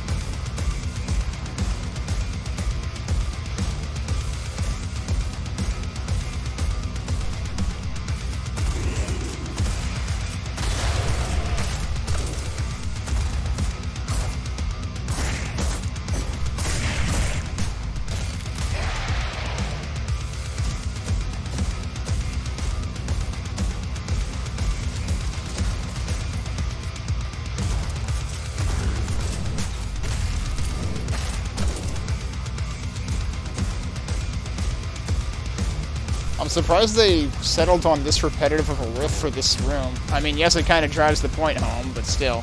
Second Death Garden, and hopefully other folk are gonna be doing the dying.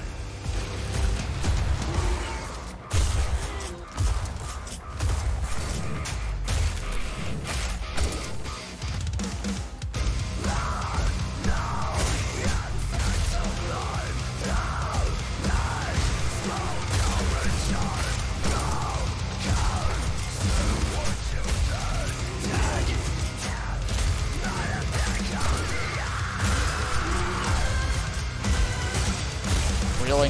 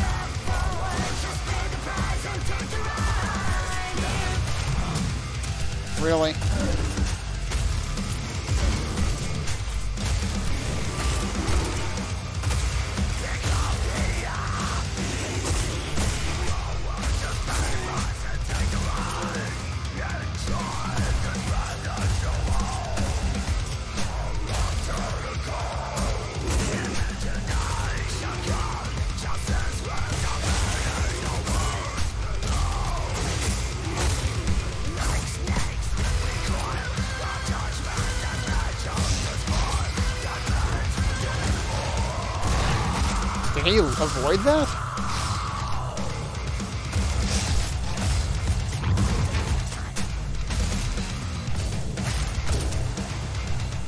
Is there another one? Oh no, there's one of those. Ah, I stepped in it.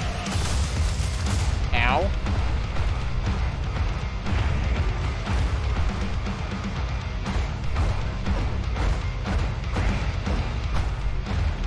Very close to dying there.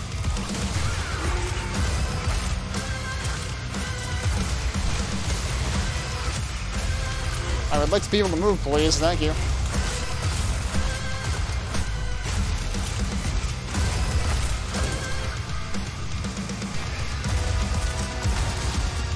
That didn't work.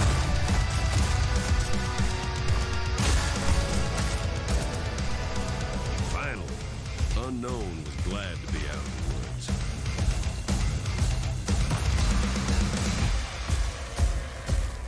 Okay, yeah, now the thing freezes because we're up to the boss.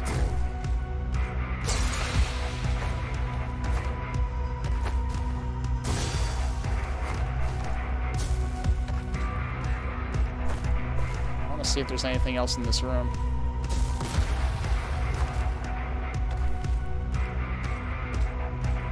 It is kind of unfortunate that they don't give you a free reign of the full level after you unlock the boss, so that you can, like, you know, go look for stuff. I still have not found a single coat of arms anywhere.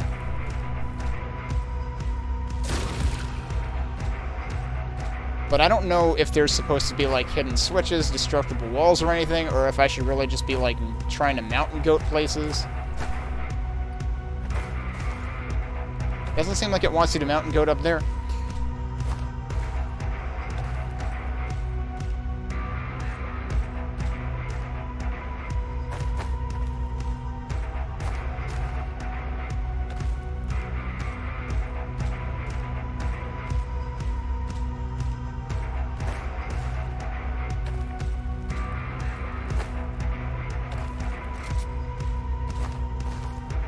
And the environments really are cool. Like, sometimes you're kind of like rushing through, trying to keep your combo up, and oh, look at that. There was actually a 16X here, too. I'll probably lose it as soon as the boss fight starts. That boss fight last time was rougher than I remembered. It seemed like there were some attacks that I don't remember seeing in the demo, and it kind of seemed like there was no warning for them. Does this hurt me? No, I can actually just stand in this. It's nice and toasty, apparently. Meanwhile, apparently we're arriving at a Kiss concert now. Hey, Omega. And it'll be found 10 years from now. I'd be lying if I said I didn't want answers, too, after that flash I saw. Was just hoping I'd get them before the Unknown shanked all the hell in the process. Shanked all hell in the process. I don't even know what the ultimate for this weapon is. Can I see that from here? Oh, maybe I can. So the Vulcan is the weapon we just unlocked. Fires a bolt that explodes on impact, dealing area damage. So it is an area of effect, okay. Deals more damage if fired on beat. With careful timing, it said the weapon can bend the laws of physics, allowing you some leeway with gravity itself. What? Is that supposed to just mean that it goes in a straight line? I wish these pages would explain the ultimate, though. Also, I keep forgetting about Paz's charge attack.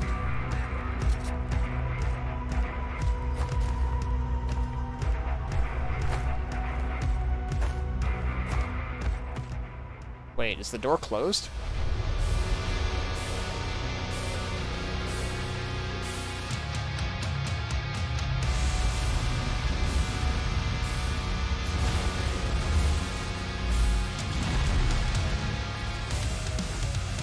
Alright, time for our third fight against this thing.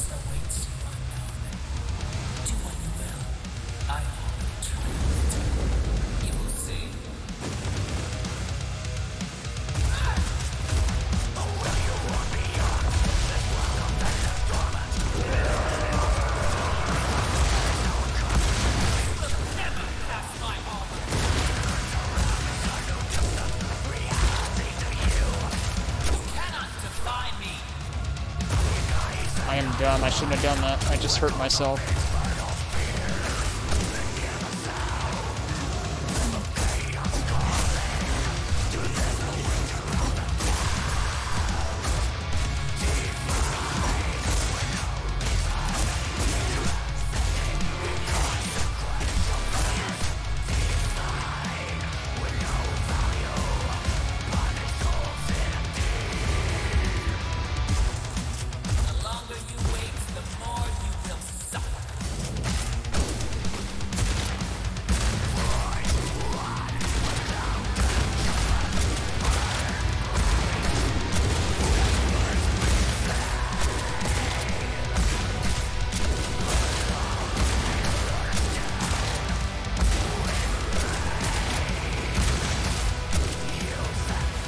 What just hit me?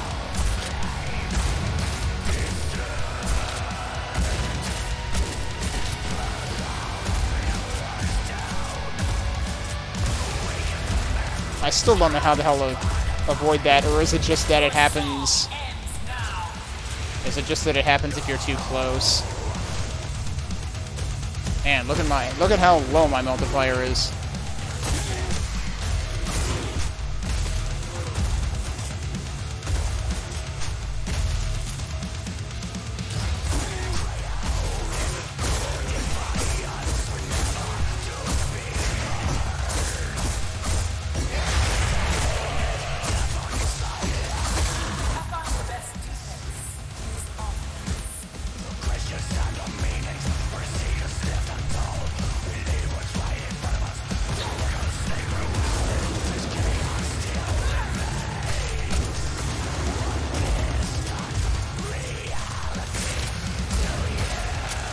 I think she warped right when I used that.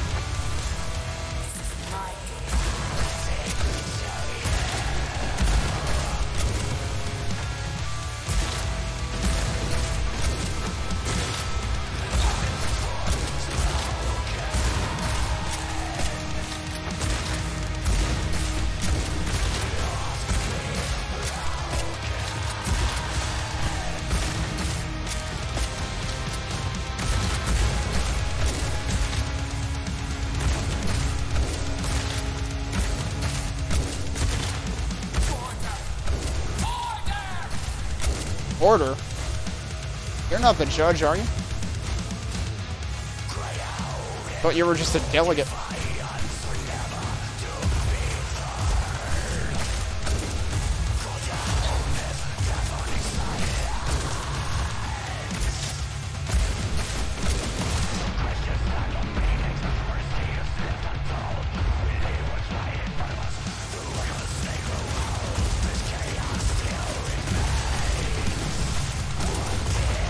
Shit, I'm getting hit way too much.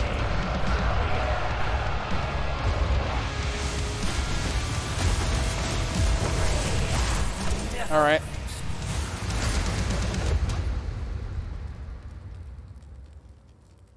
That's the third time we've defeated that aspect.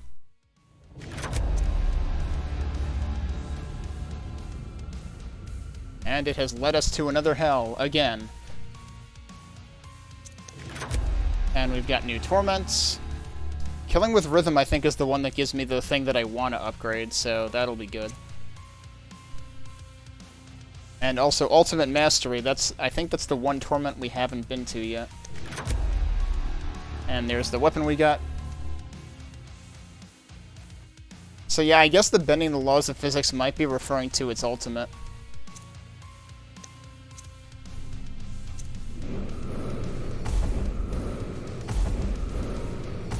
I took a lot of damage in that, yeah. Good grief. Okay. So now we've got torments.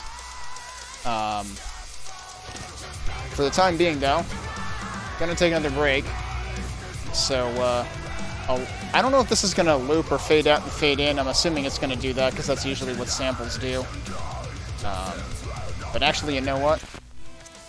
I'll leave you with Stygia, because that one's the real earworm. So I'll come back and we'll do the torments for Yelm when we get back.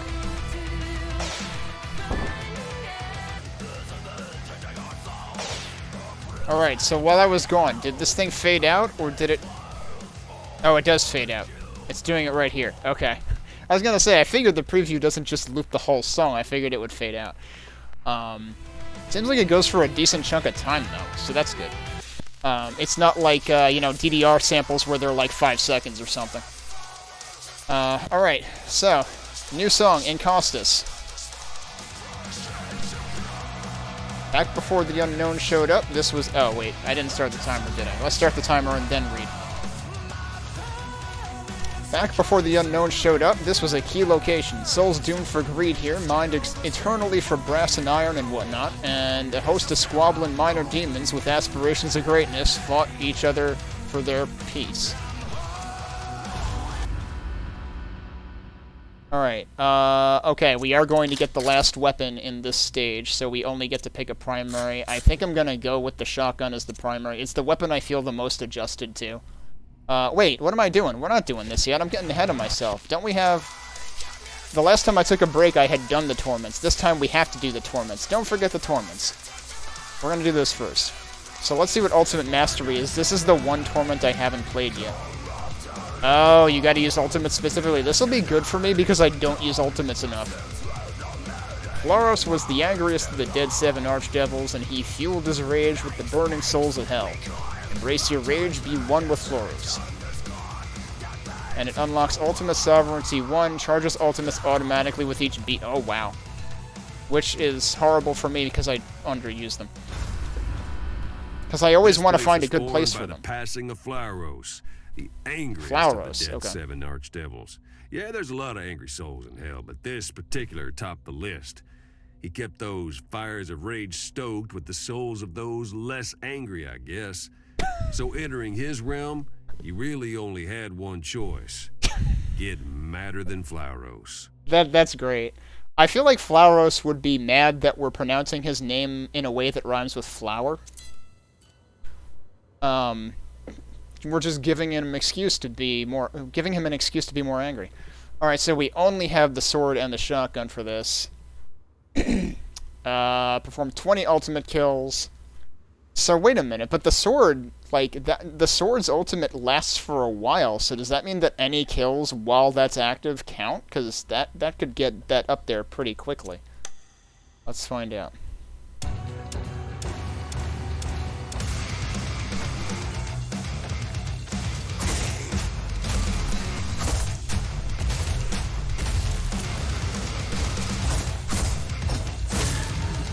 Alright, so I have ult for this. And I can't use it against this guy.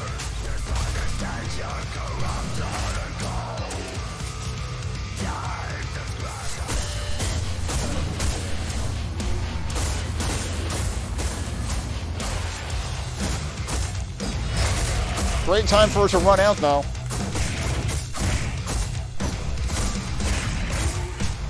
Not sure how I ended up off beat there.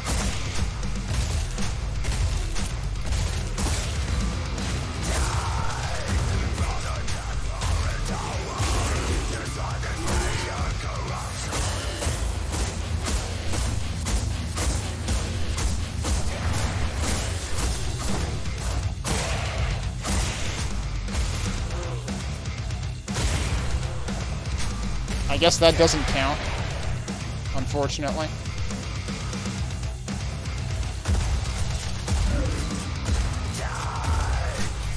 I guess I'll do that since I'm not finishing faster the other way.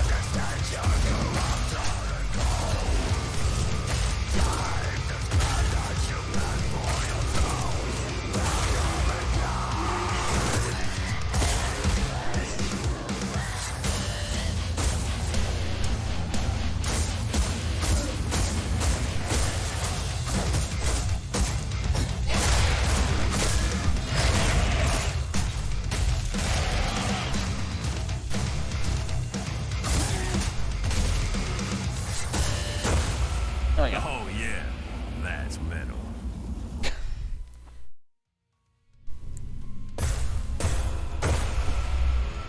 I'm never gonna get over the, oh yeah, that's metal. 0.5% every beat. Okay, it's not exactly a whole lot. But it does encourage you to use them more often. if you were to equip that, which I probably won't yet. Alright, this one is what I'm interested in upgrading, because this is what upgrades Street Guardian, which I feel like is probably my best bet right now. Either that or the boon momentum, one of the two. Alright, so what are we doing here? Kill 40 demons on the beat. We've actually got pause for this. I feel like we haven't had pause for any of these challenges yet. Oh, we only have the hounds, though. At least we have Terminus. I'll probably just end up using that a lot. I feel like I can't hit the broadside of a barn with the hounds.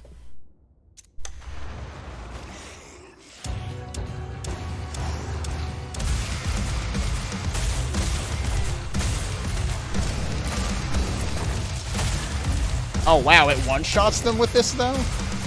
With the modifier in this?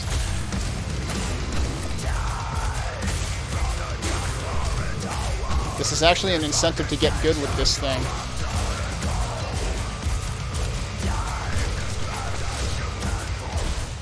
That weren't the Unknown's best job. Ran out of time because I was hitting the shield. I really wish you could break through the shield with literally anything.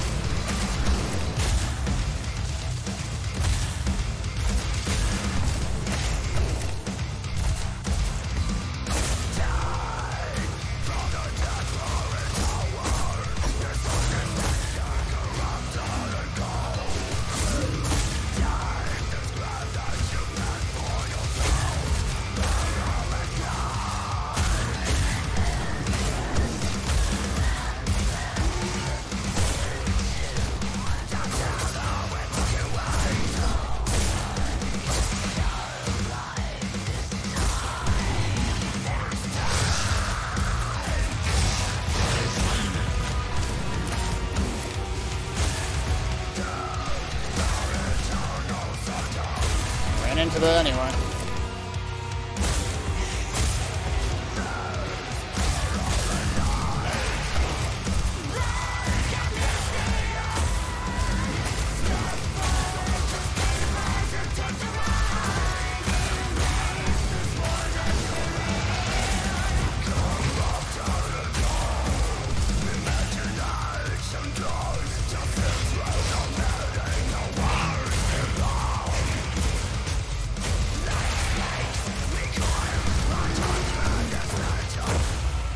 Okay. Sweet victory.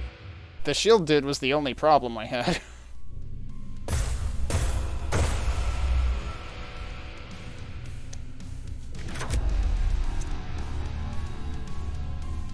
Two times before hit streak is lost. Okay.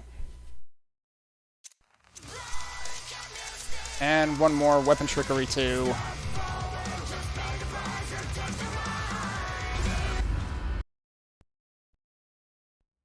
I feel like this one would work against me too, much for the same reason that the one that increases the damage you deal as your life gets low. This one would throw off my count. Like, I basically get used to how many times I need to count. And I just work with it. Oh, I didn't pay attention to which weapons I had.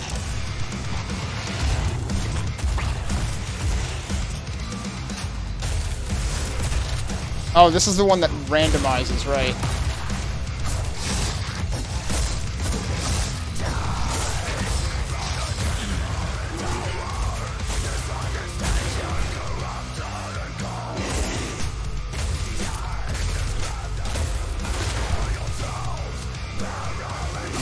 At least I don't have to worry about reloading much.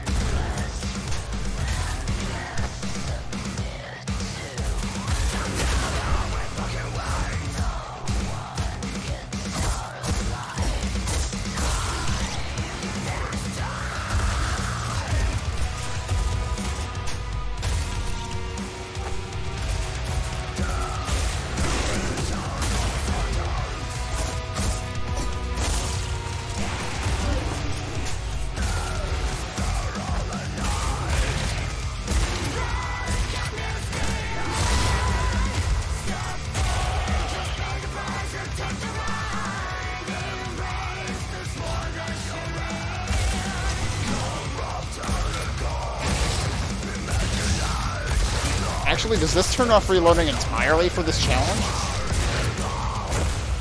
Woo, show 'em what it's like. Because normally I have to reload after 2 of the shots from that weapon, and I didn't have to reload ever.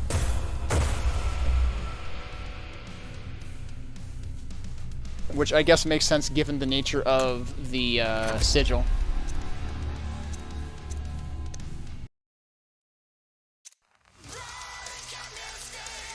I want to read that again. Well, actually, I guess the way to read that would be go into the codex and read it here. What else is new here? There is still one more torment to go that we have not seen yet. Okay. I lost count. That was the 6th one. I feel like because there's 7, each of these should be, like, associated with one of the 7 deadly sins or something, but it doesn't seem like that's necessarily what they did with it.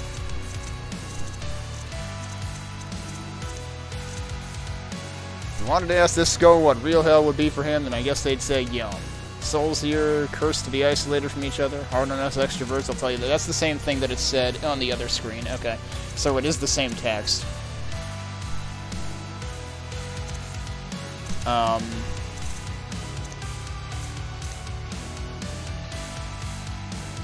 All it says is the Archdevil controls which weapons you wield. It doesn't say anything about reloads, but it seems like it disables reloading. Also, what's new here? We never looked at the Stalker's message here. A close combat skirmisher. Created to... You say that, but doesn't he have a long-range attack, too?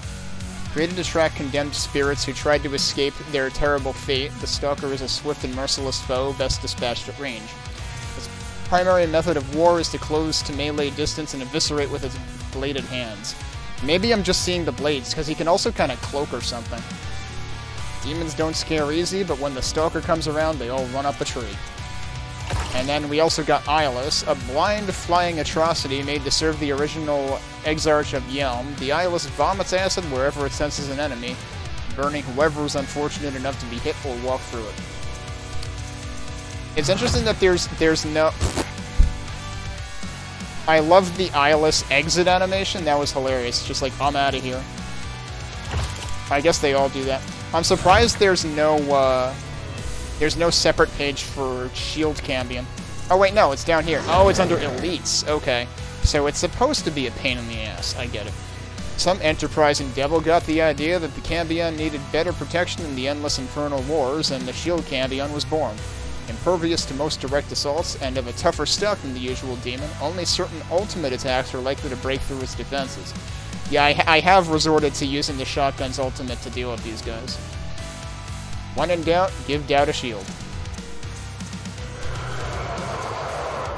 Okay, so we've got Anger Aspect, Charged Aspect, and Fortress Aspect. So are they actually supposed to be different aspects? Because I thought the whole thing was like, it ran away, and then we fought it again. But this is acting like it's different aspects. But they look kind of the same. Like, they have the same, you know, fire eyes and teeth and wings. Actually, what does this one say? The Vogue aspect was the first, but like all the others, had a weakness, the great anger of the Red Judge. If one could find a way to exploit it.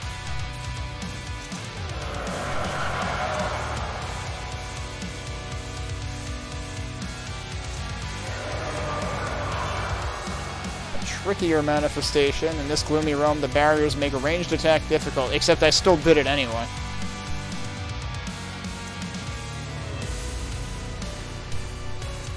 Okay.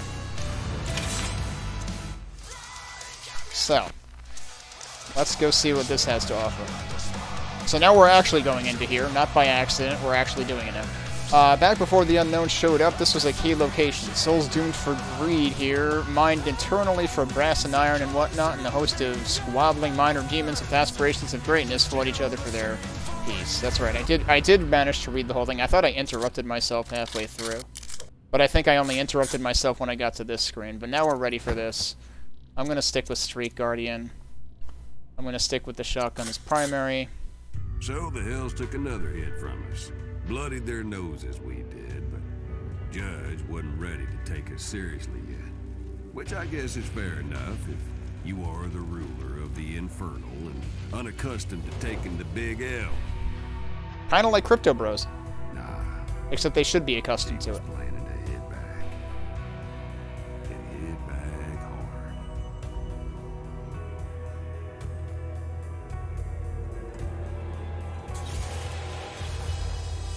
Now, the ritual of spears was supposed to bind a spirit in perpetuity.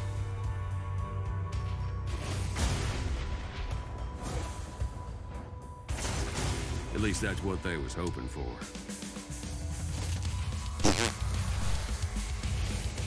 No! Yes. Yep, let me tell you, that was not the finale hell was hoping for. And after that, prophecy or no prophecy, we had the judge's full... So what? They attention. tried throwing spears at her and it didn't work? That's it? That's kind of underwhelming.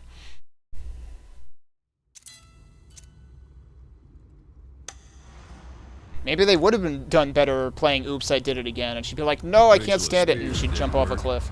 So it was back to the old drawing board for the judge.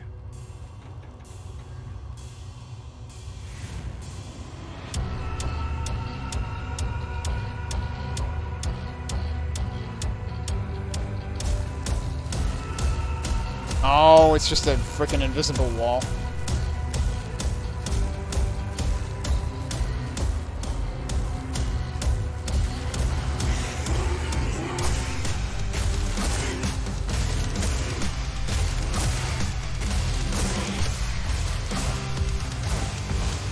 Oh, I just lost 16x. That sucks.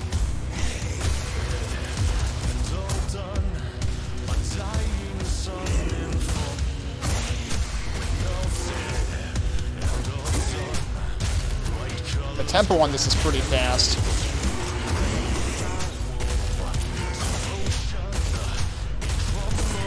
This is Trivium, isn't it? It might be.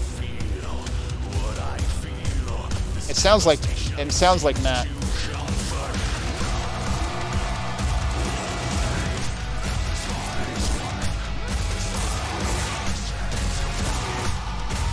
I didn't pay attention to the artist on the track.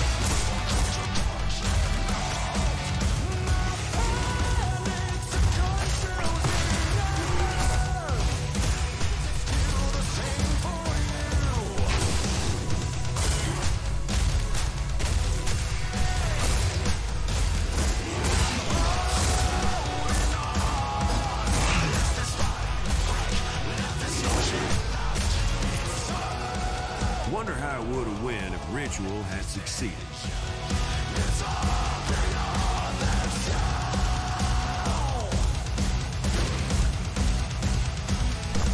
This room is rather big.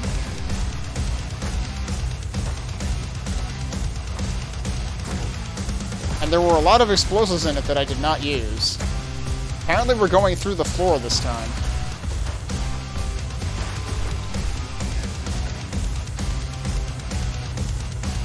Lots of fire and brimstone.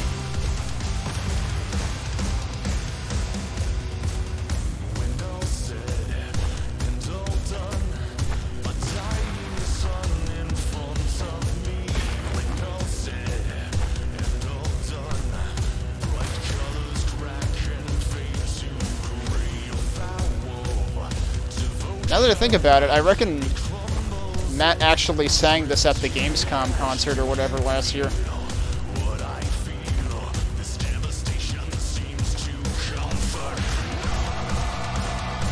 Matt was single-handedly trying to get the crowd there to give a shit because it was a bunch of, like, you know, gamer nerds that were not there for a metal concert, but it was actually a pretty good concert.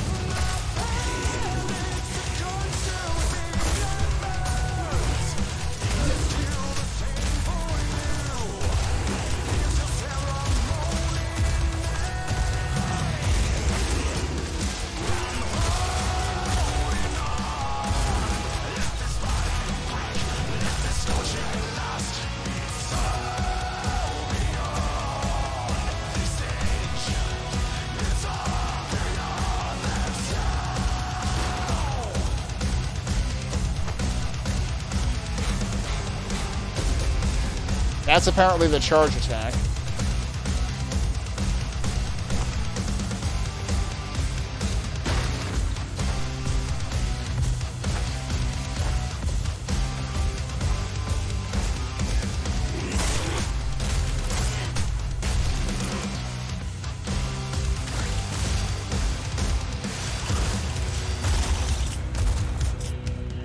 Oh, I lost it.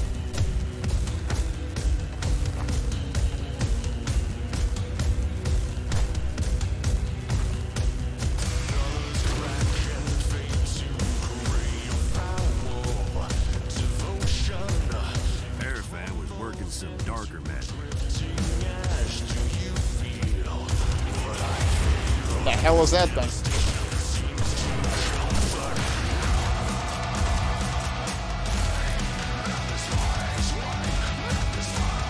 Okay, was there one or was there two, though?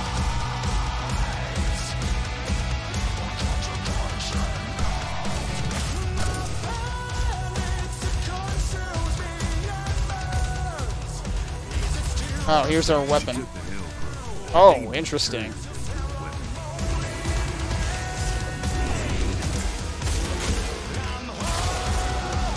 How the hell do these things work?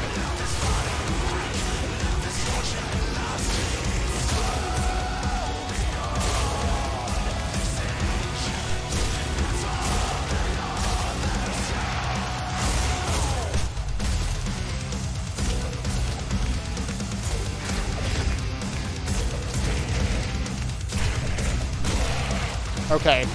I actually kind of like that weapon. This is very predictable.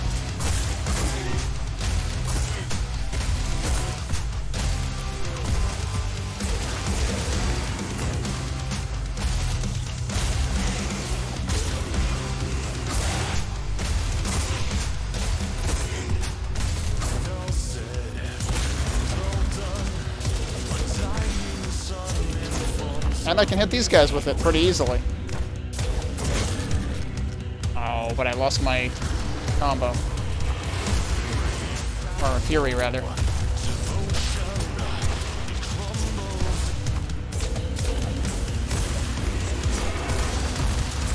How are you not dead?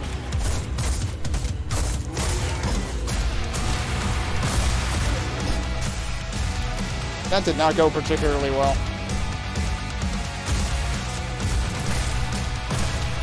Ow.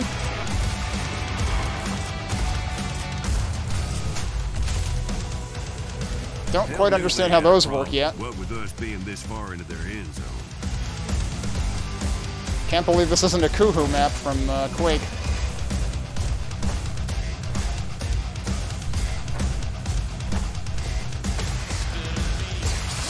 I like how you can just break one pot and it's like, alright, we're metal now.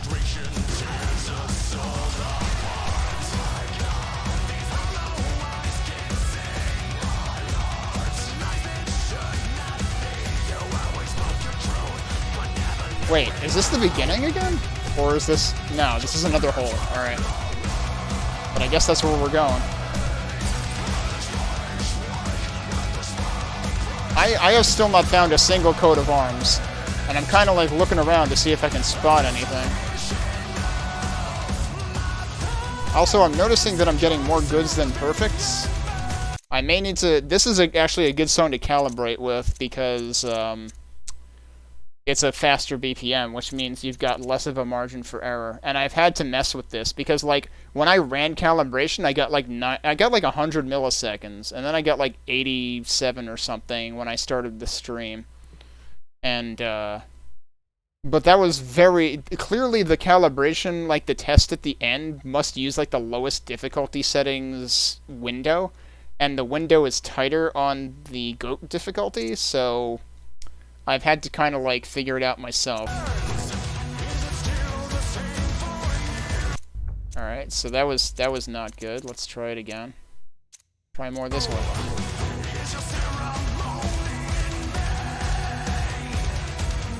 That seems better. Now the thing is, I actually do arguably like click ahead because I want to feel the feedback from the game. I don't want to feel my click, I want to feel the feedback from the game sync with the music. This seems better though, we'll try it. Down, deeper into the mind.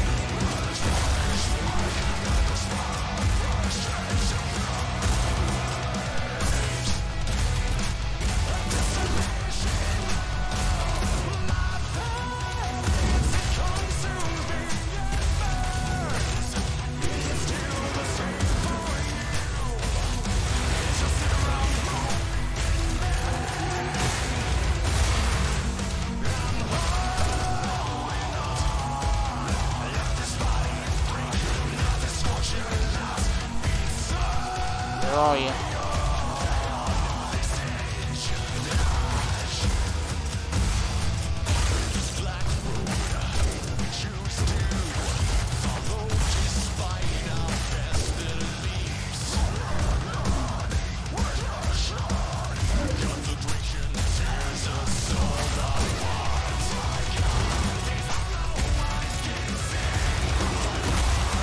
That's a good one.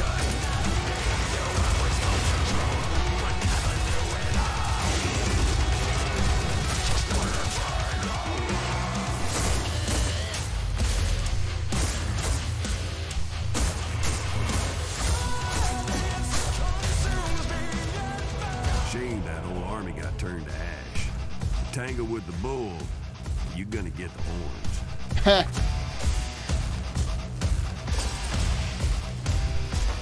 Well, almost fell on that. That would have been bad. Do not fall on the Velveeta.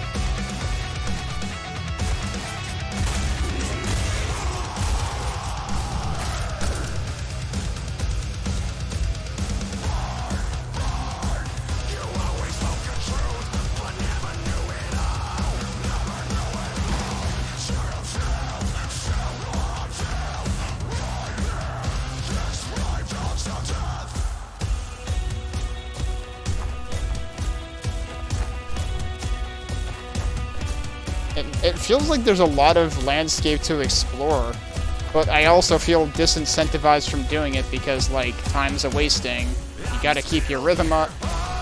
There is also a time bonus.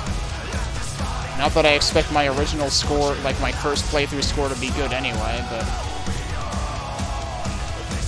The finding coats of arms seems at odds with everything else. Siege Behemoth? I don't like that sound.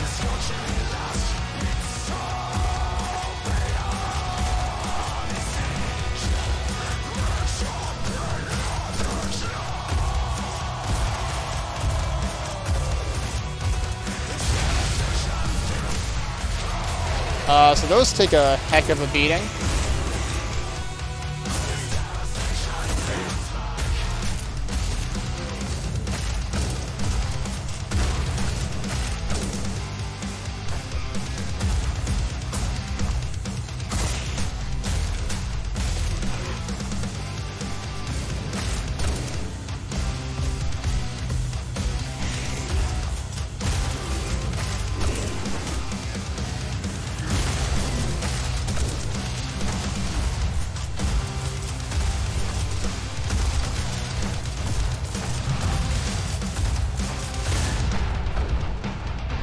I'm almost dead. I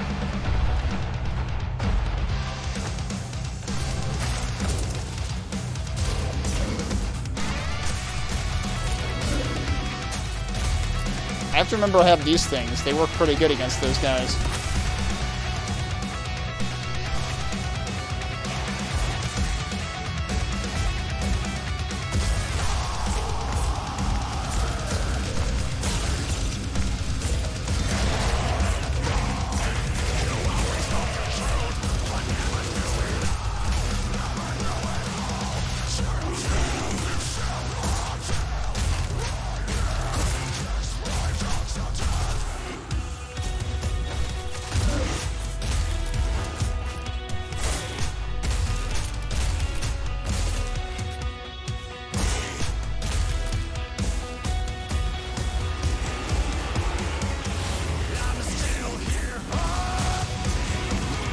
was really bad.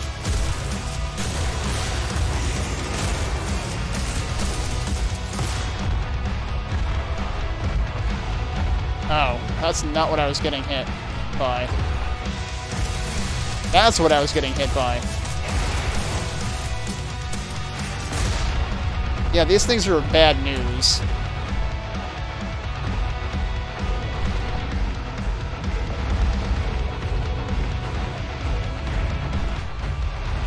I lucked out there. I'd seen this before too. That was a really bad place to have to fight one of those Kept things. thinking about that losing what we love thing. Don't suppose I left any multipliers around?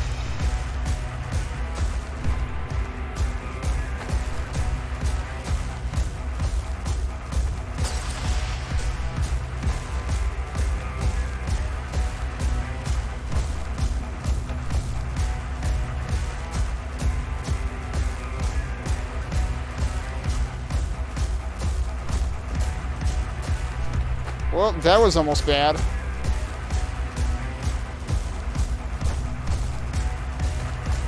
Suppose if I could find anything else to break, that would also put me over like that.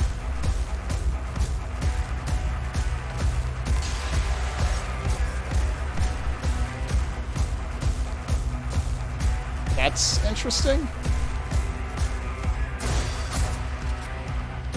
Doesn't seem to do anything, though.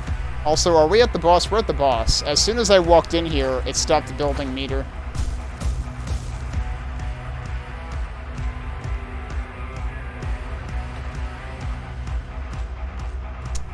But are we at the boss, though? There's lots of little paths here.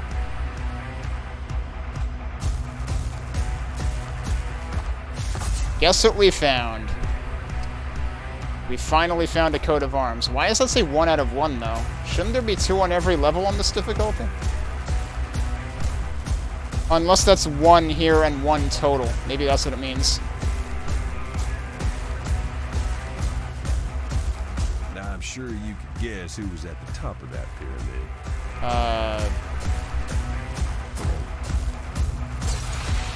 Steven Seagal?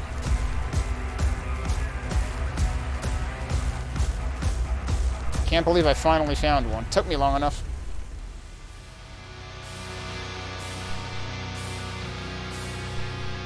I really wish they would have different boss music on each level to go with the stage music. That would be cool, but it's always the same boss music.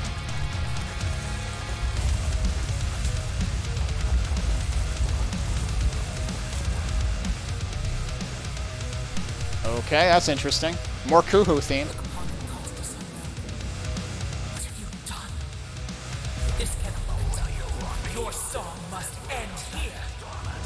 What do you mean, what have I done? I built the totem pole. Apparently. Oh great, it's that Metroid Prime boss fight that everybody hates.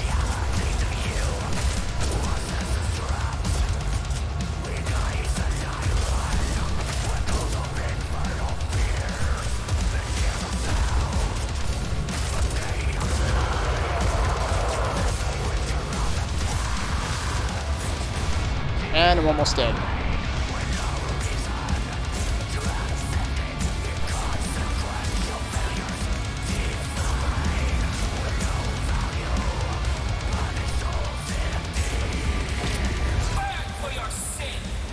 Well, I wasted the ultimate, I guess, because she just disappeared right when I used it. Thanks, I hate it.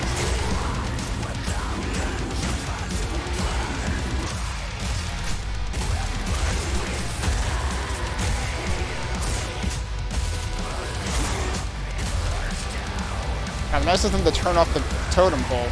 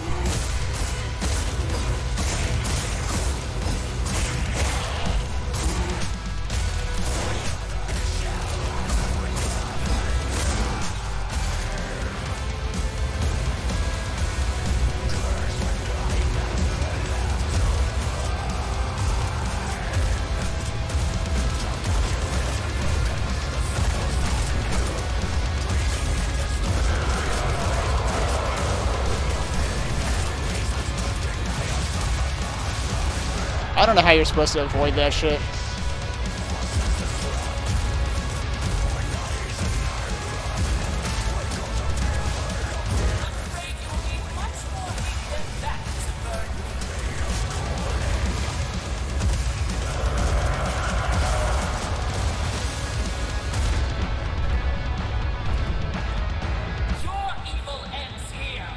My evil?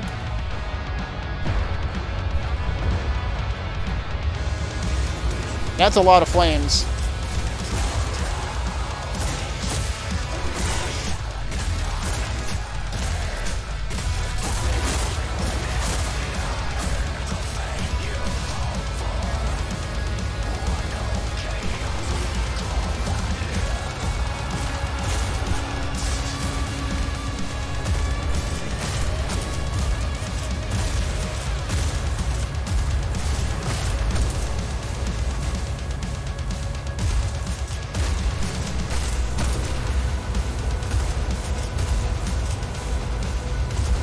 Oh, you're not ready yet, huh?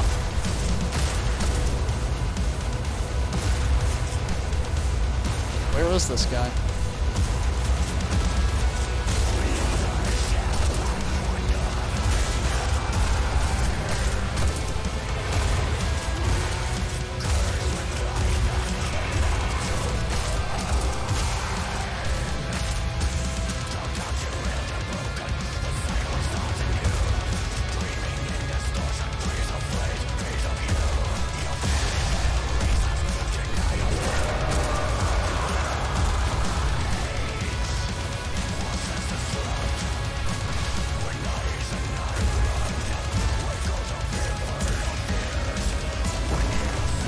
Okay.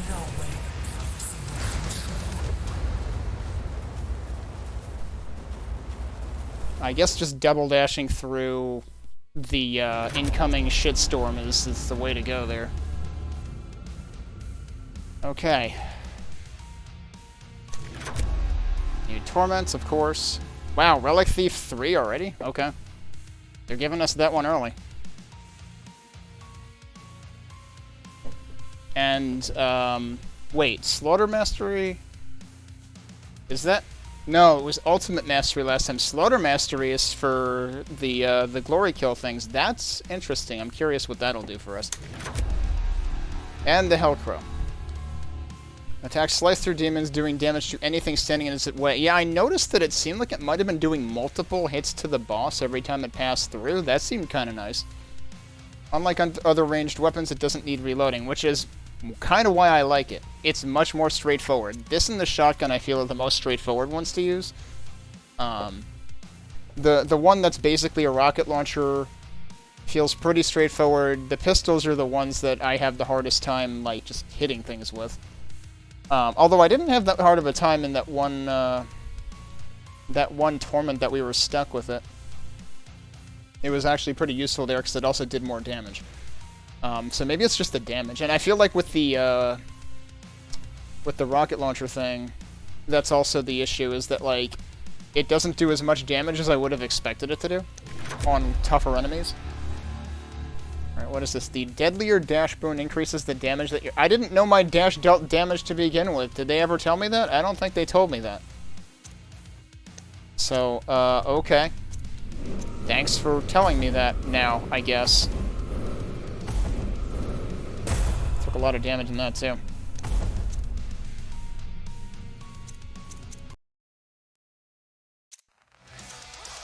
Alright. I actually want to check the codex to see if it says that about dash.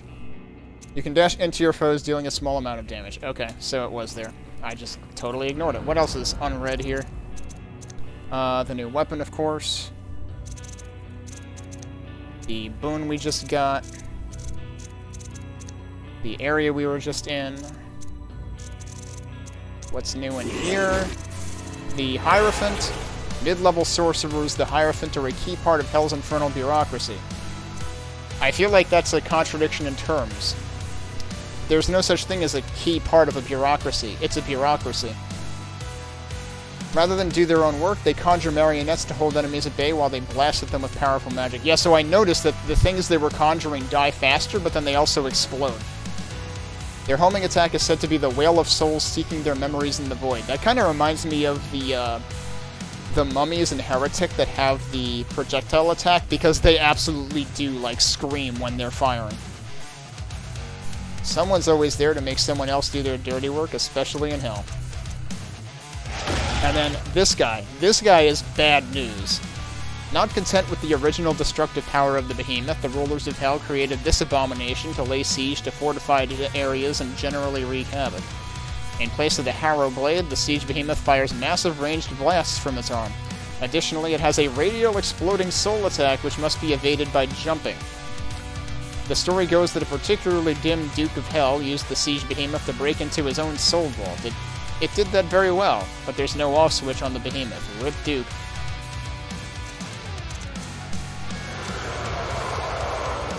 It's hard to know if the Red Judge recreated this aspect anticipating the outcome of Incostus, if the Archdevil had let her down prior, or any such speculation. Regardless, this aspect is easily angered, very durable relative to others, so taking advantage of this hot temperament's momentary weaknesses wouldn't be the worst idea. Yeah, so this thing takes... It seemed like you get, like, basically free crits on this thing or something. When, after its tantrum. The only thing is, the tantrum is extremely deadly. I think I would absolutely have a very hard time playing this on the harder difficulty. So I think I would absolutely die. And if I recall correctly, it goes from 2 retries to 0. Actually, where is the... Yeah, here it is. Does it describe them here? Or do I have to go back into the codex for that?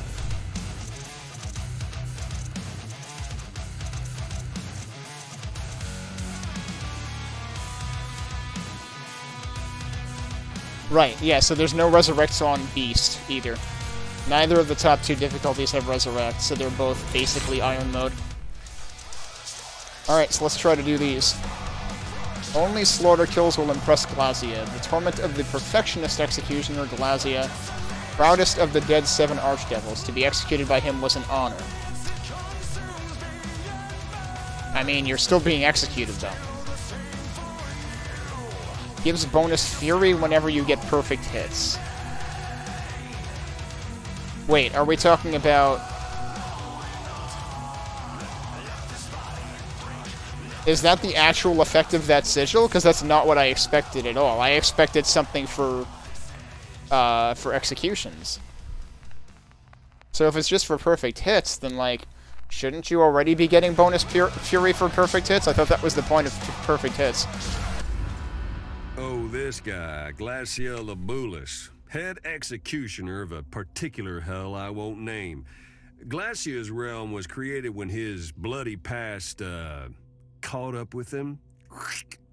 Only way to escape his torment is to be a better executioner, so perfect your ballet of murder, because that's what it'll take to come out on top. Alright, this shouldn't be too bad as long as I have Terminus, and I do. The Hounds are arguably a good thing to have here because they're going to be the most precise in terms of getting enemies down to critical damage. So I can... Like, this is actually throwing you a bone, but I still don't like them. 25 demons. Slaughters are all that matter. Bonus time. I see, now that I think about it, like, what the heck does this actually mean? Is this for perfect and good and regular, or, like, is that what that means?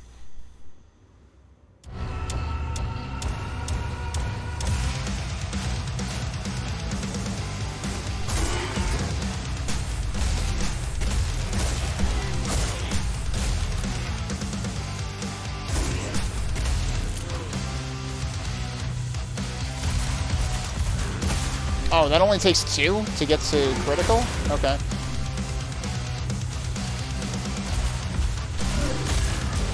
What?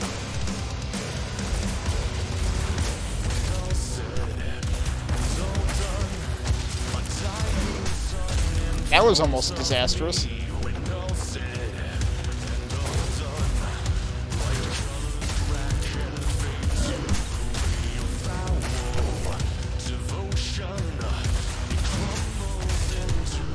That time I got on top. That was better.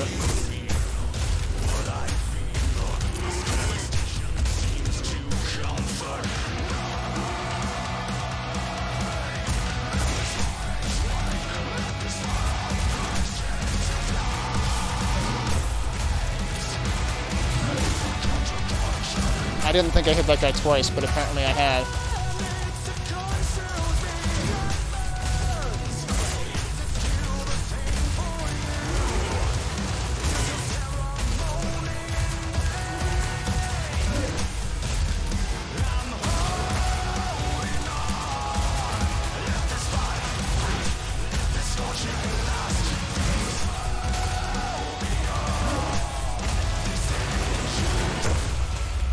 Okay. Done. Not a problem. All's one.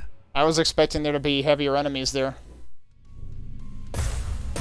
I'm sure they'll make the higher level ones more challenging.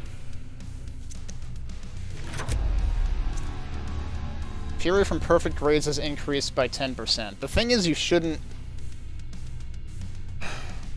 need Fury that often. Like, this feels not valuable at all. It feels like some of these are, like, pointless to use, at least if you're going for score. I mean, if you're going for score, there's really only one right one to use anyway, I guess.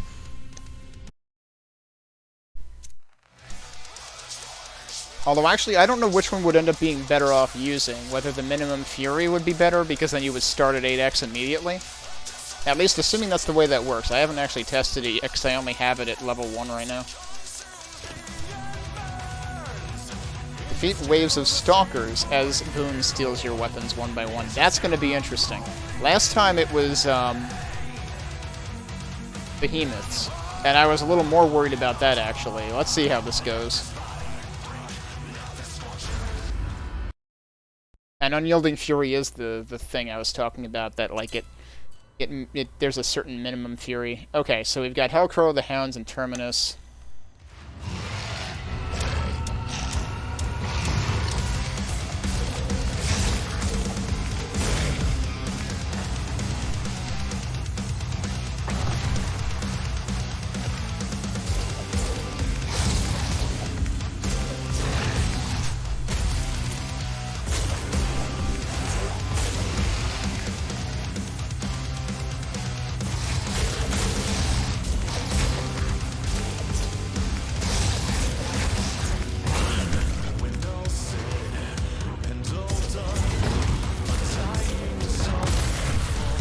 Yep, we've just lost that. Oh, are they going to end us with pistols?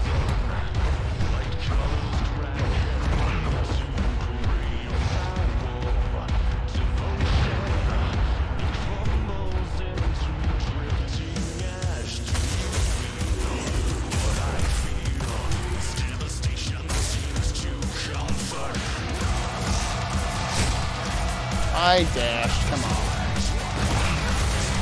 So see, that's the thing I was talking about, where I thought it had a projectile attack. But I guess it's just a charge.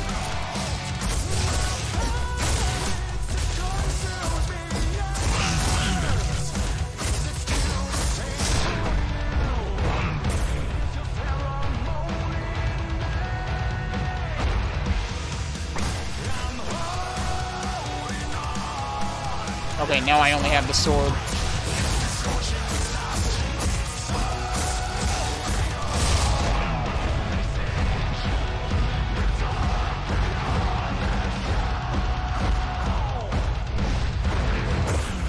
Okay. Conquered. I was really playing with fire there, but we managed it.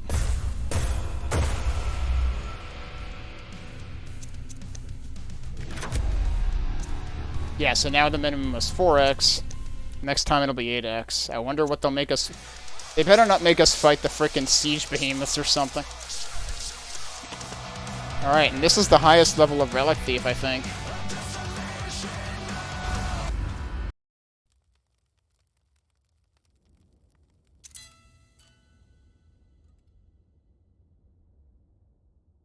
So I feel like the second one felt less rough than the first one, as far as this is concerned. Okay, so we have Vulcan and Hellcrow. That's interesting.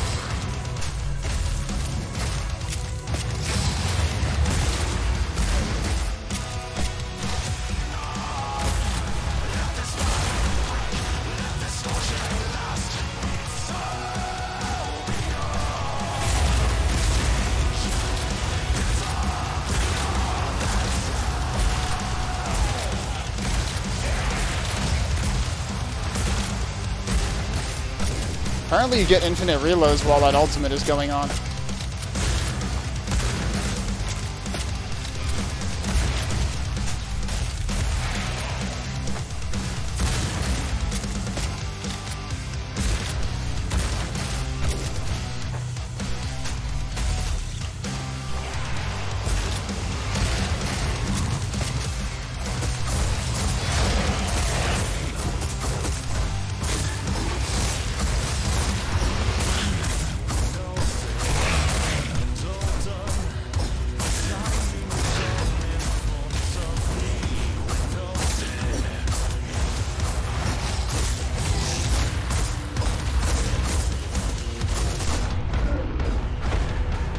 Shit. Okay, good.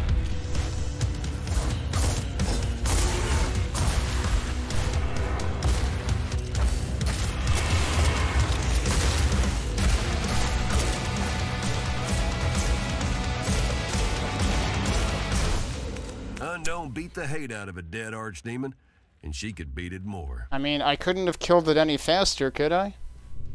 That was basically my problem. That was the last dude. That's fucking bullshit, if you ask me. It's like, what was I supposed to do? Save all my ultimates, I guess? The thing that I think the game was discouraging me from doing? Or save the... there were more of those that I could have used, I think.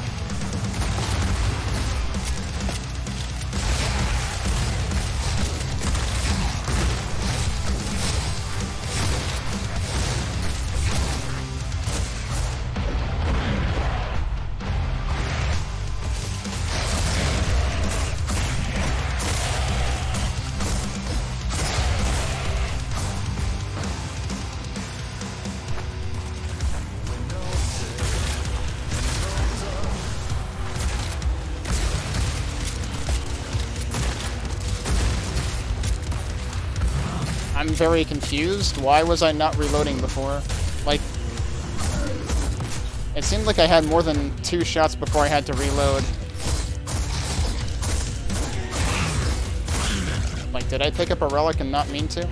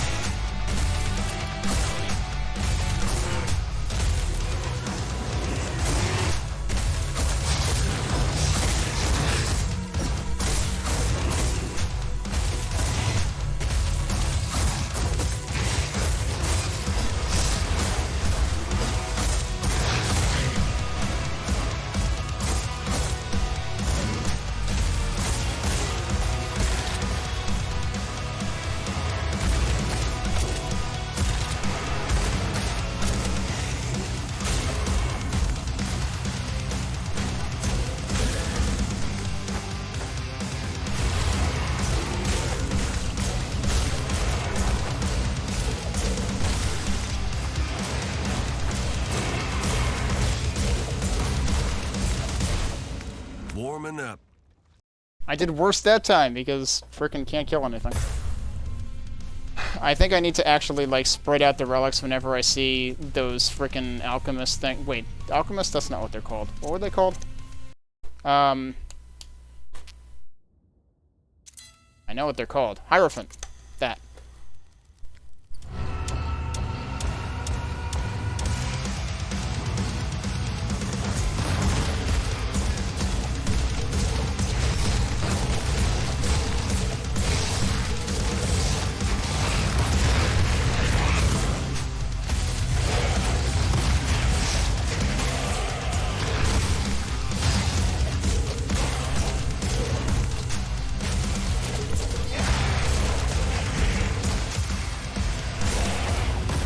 Yeah, see, I just picked one up by accident.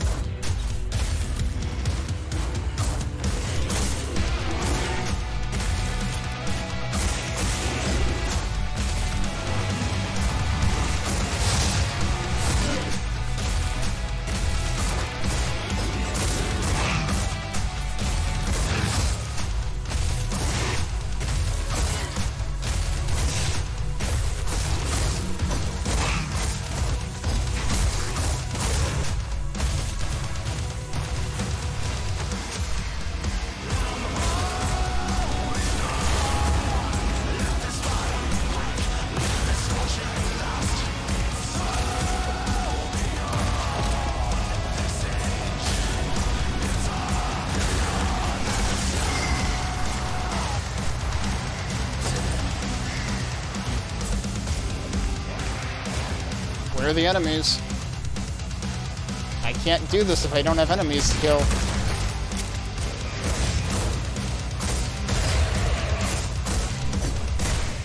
Yeah, so Warming up. I literally couldn't have done that any faster because it took the game 10 seconds to spawn an enemy. What did you want me to do there, game? You have to make it actually possible to beat. So that was actually bullshit. I meant to restart. I mean, I get that this is the highest level Relic Thief challenge, but, like, it still needs to be a challenge, not actually fucking impossible.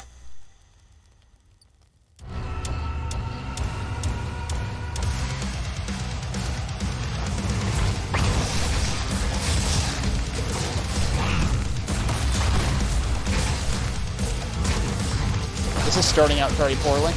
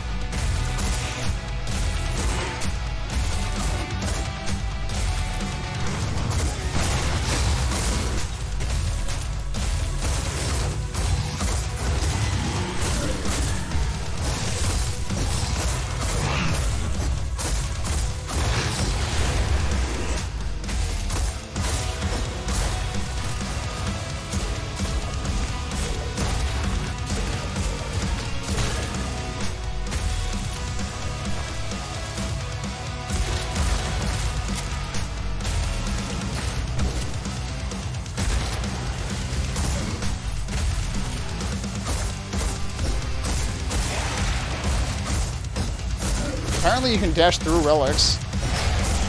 Wasn't sure that was gonna... which way that was gonna work out.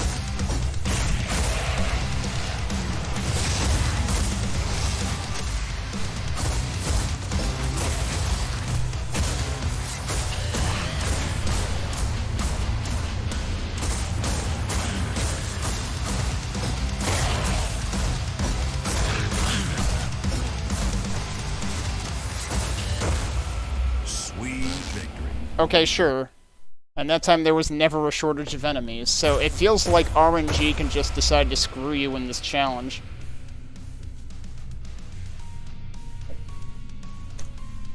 Like, that definitely was not giving me the same sequence of... well, I don't know, maybe it was, and it was just that I didn't kill all of them on beat in previous times, but that felt very different every time.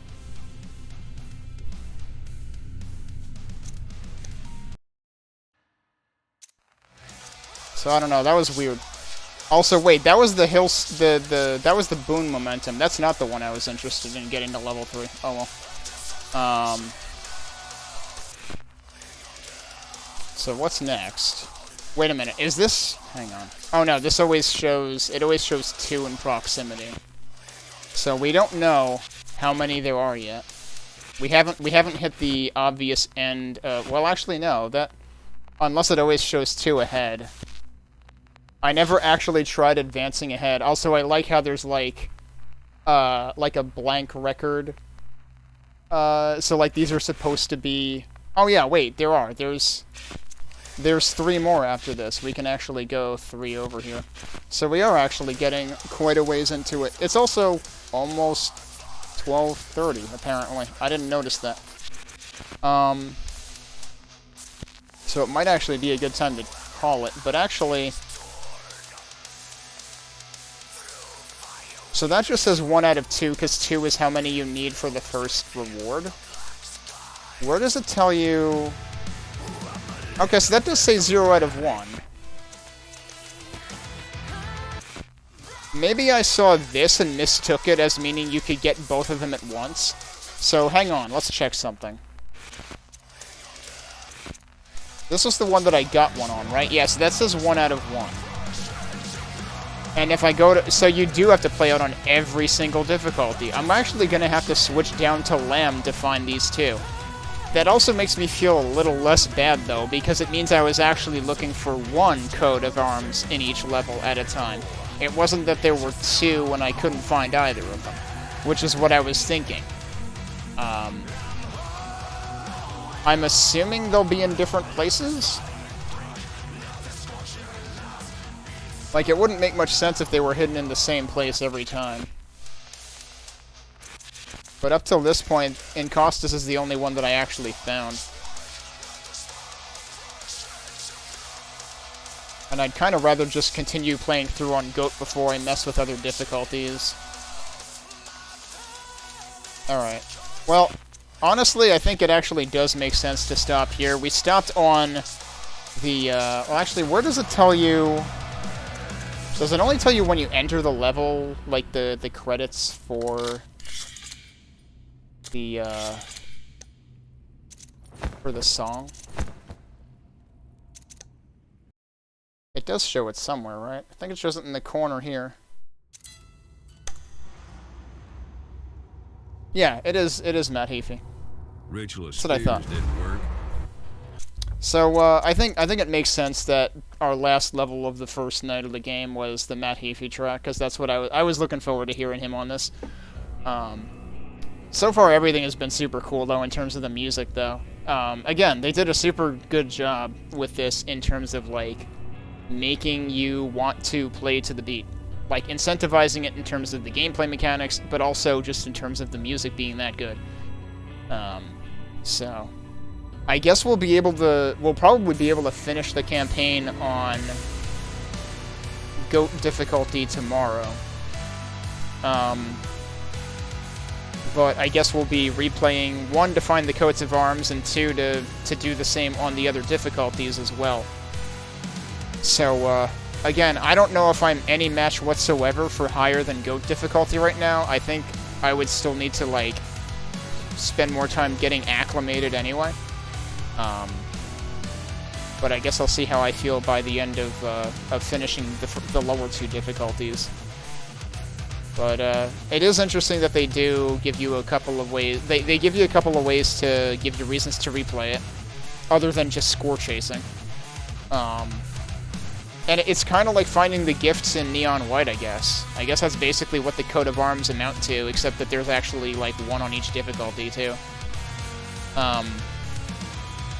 What was the other thing I was thinking? Oh, right, and then they also, like, pad out the experience. And I hate to use the term pad out because that usually sounds negative. But, like, the challenges are a neat little thing.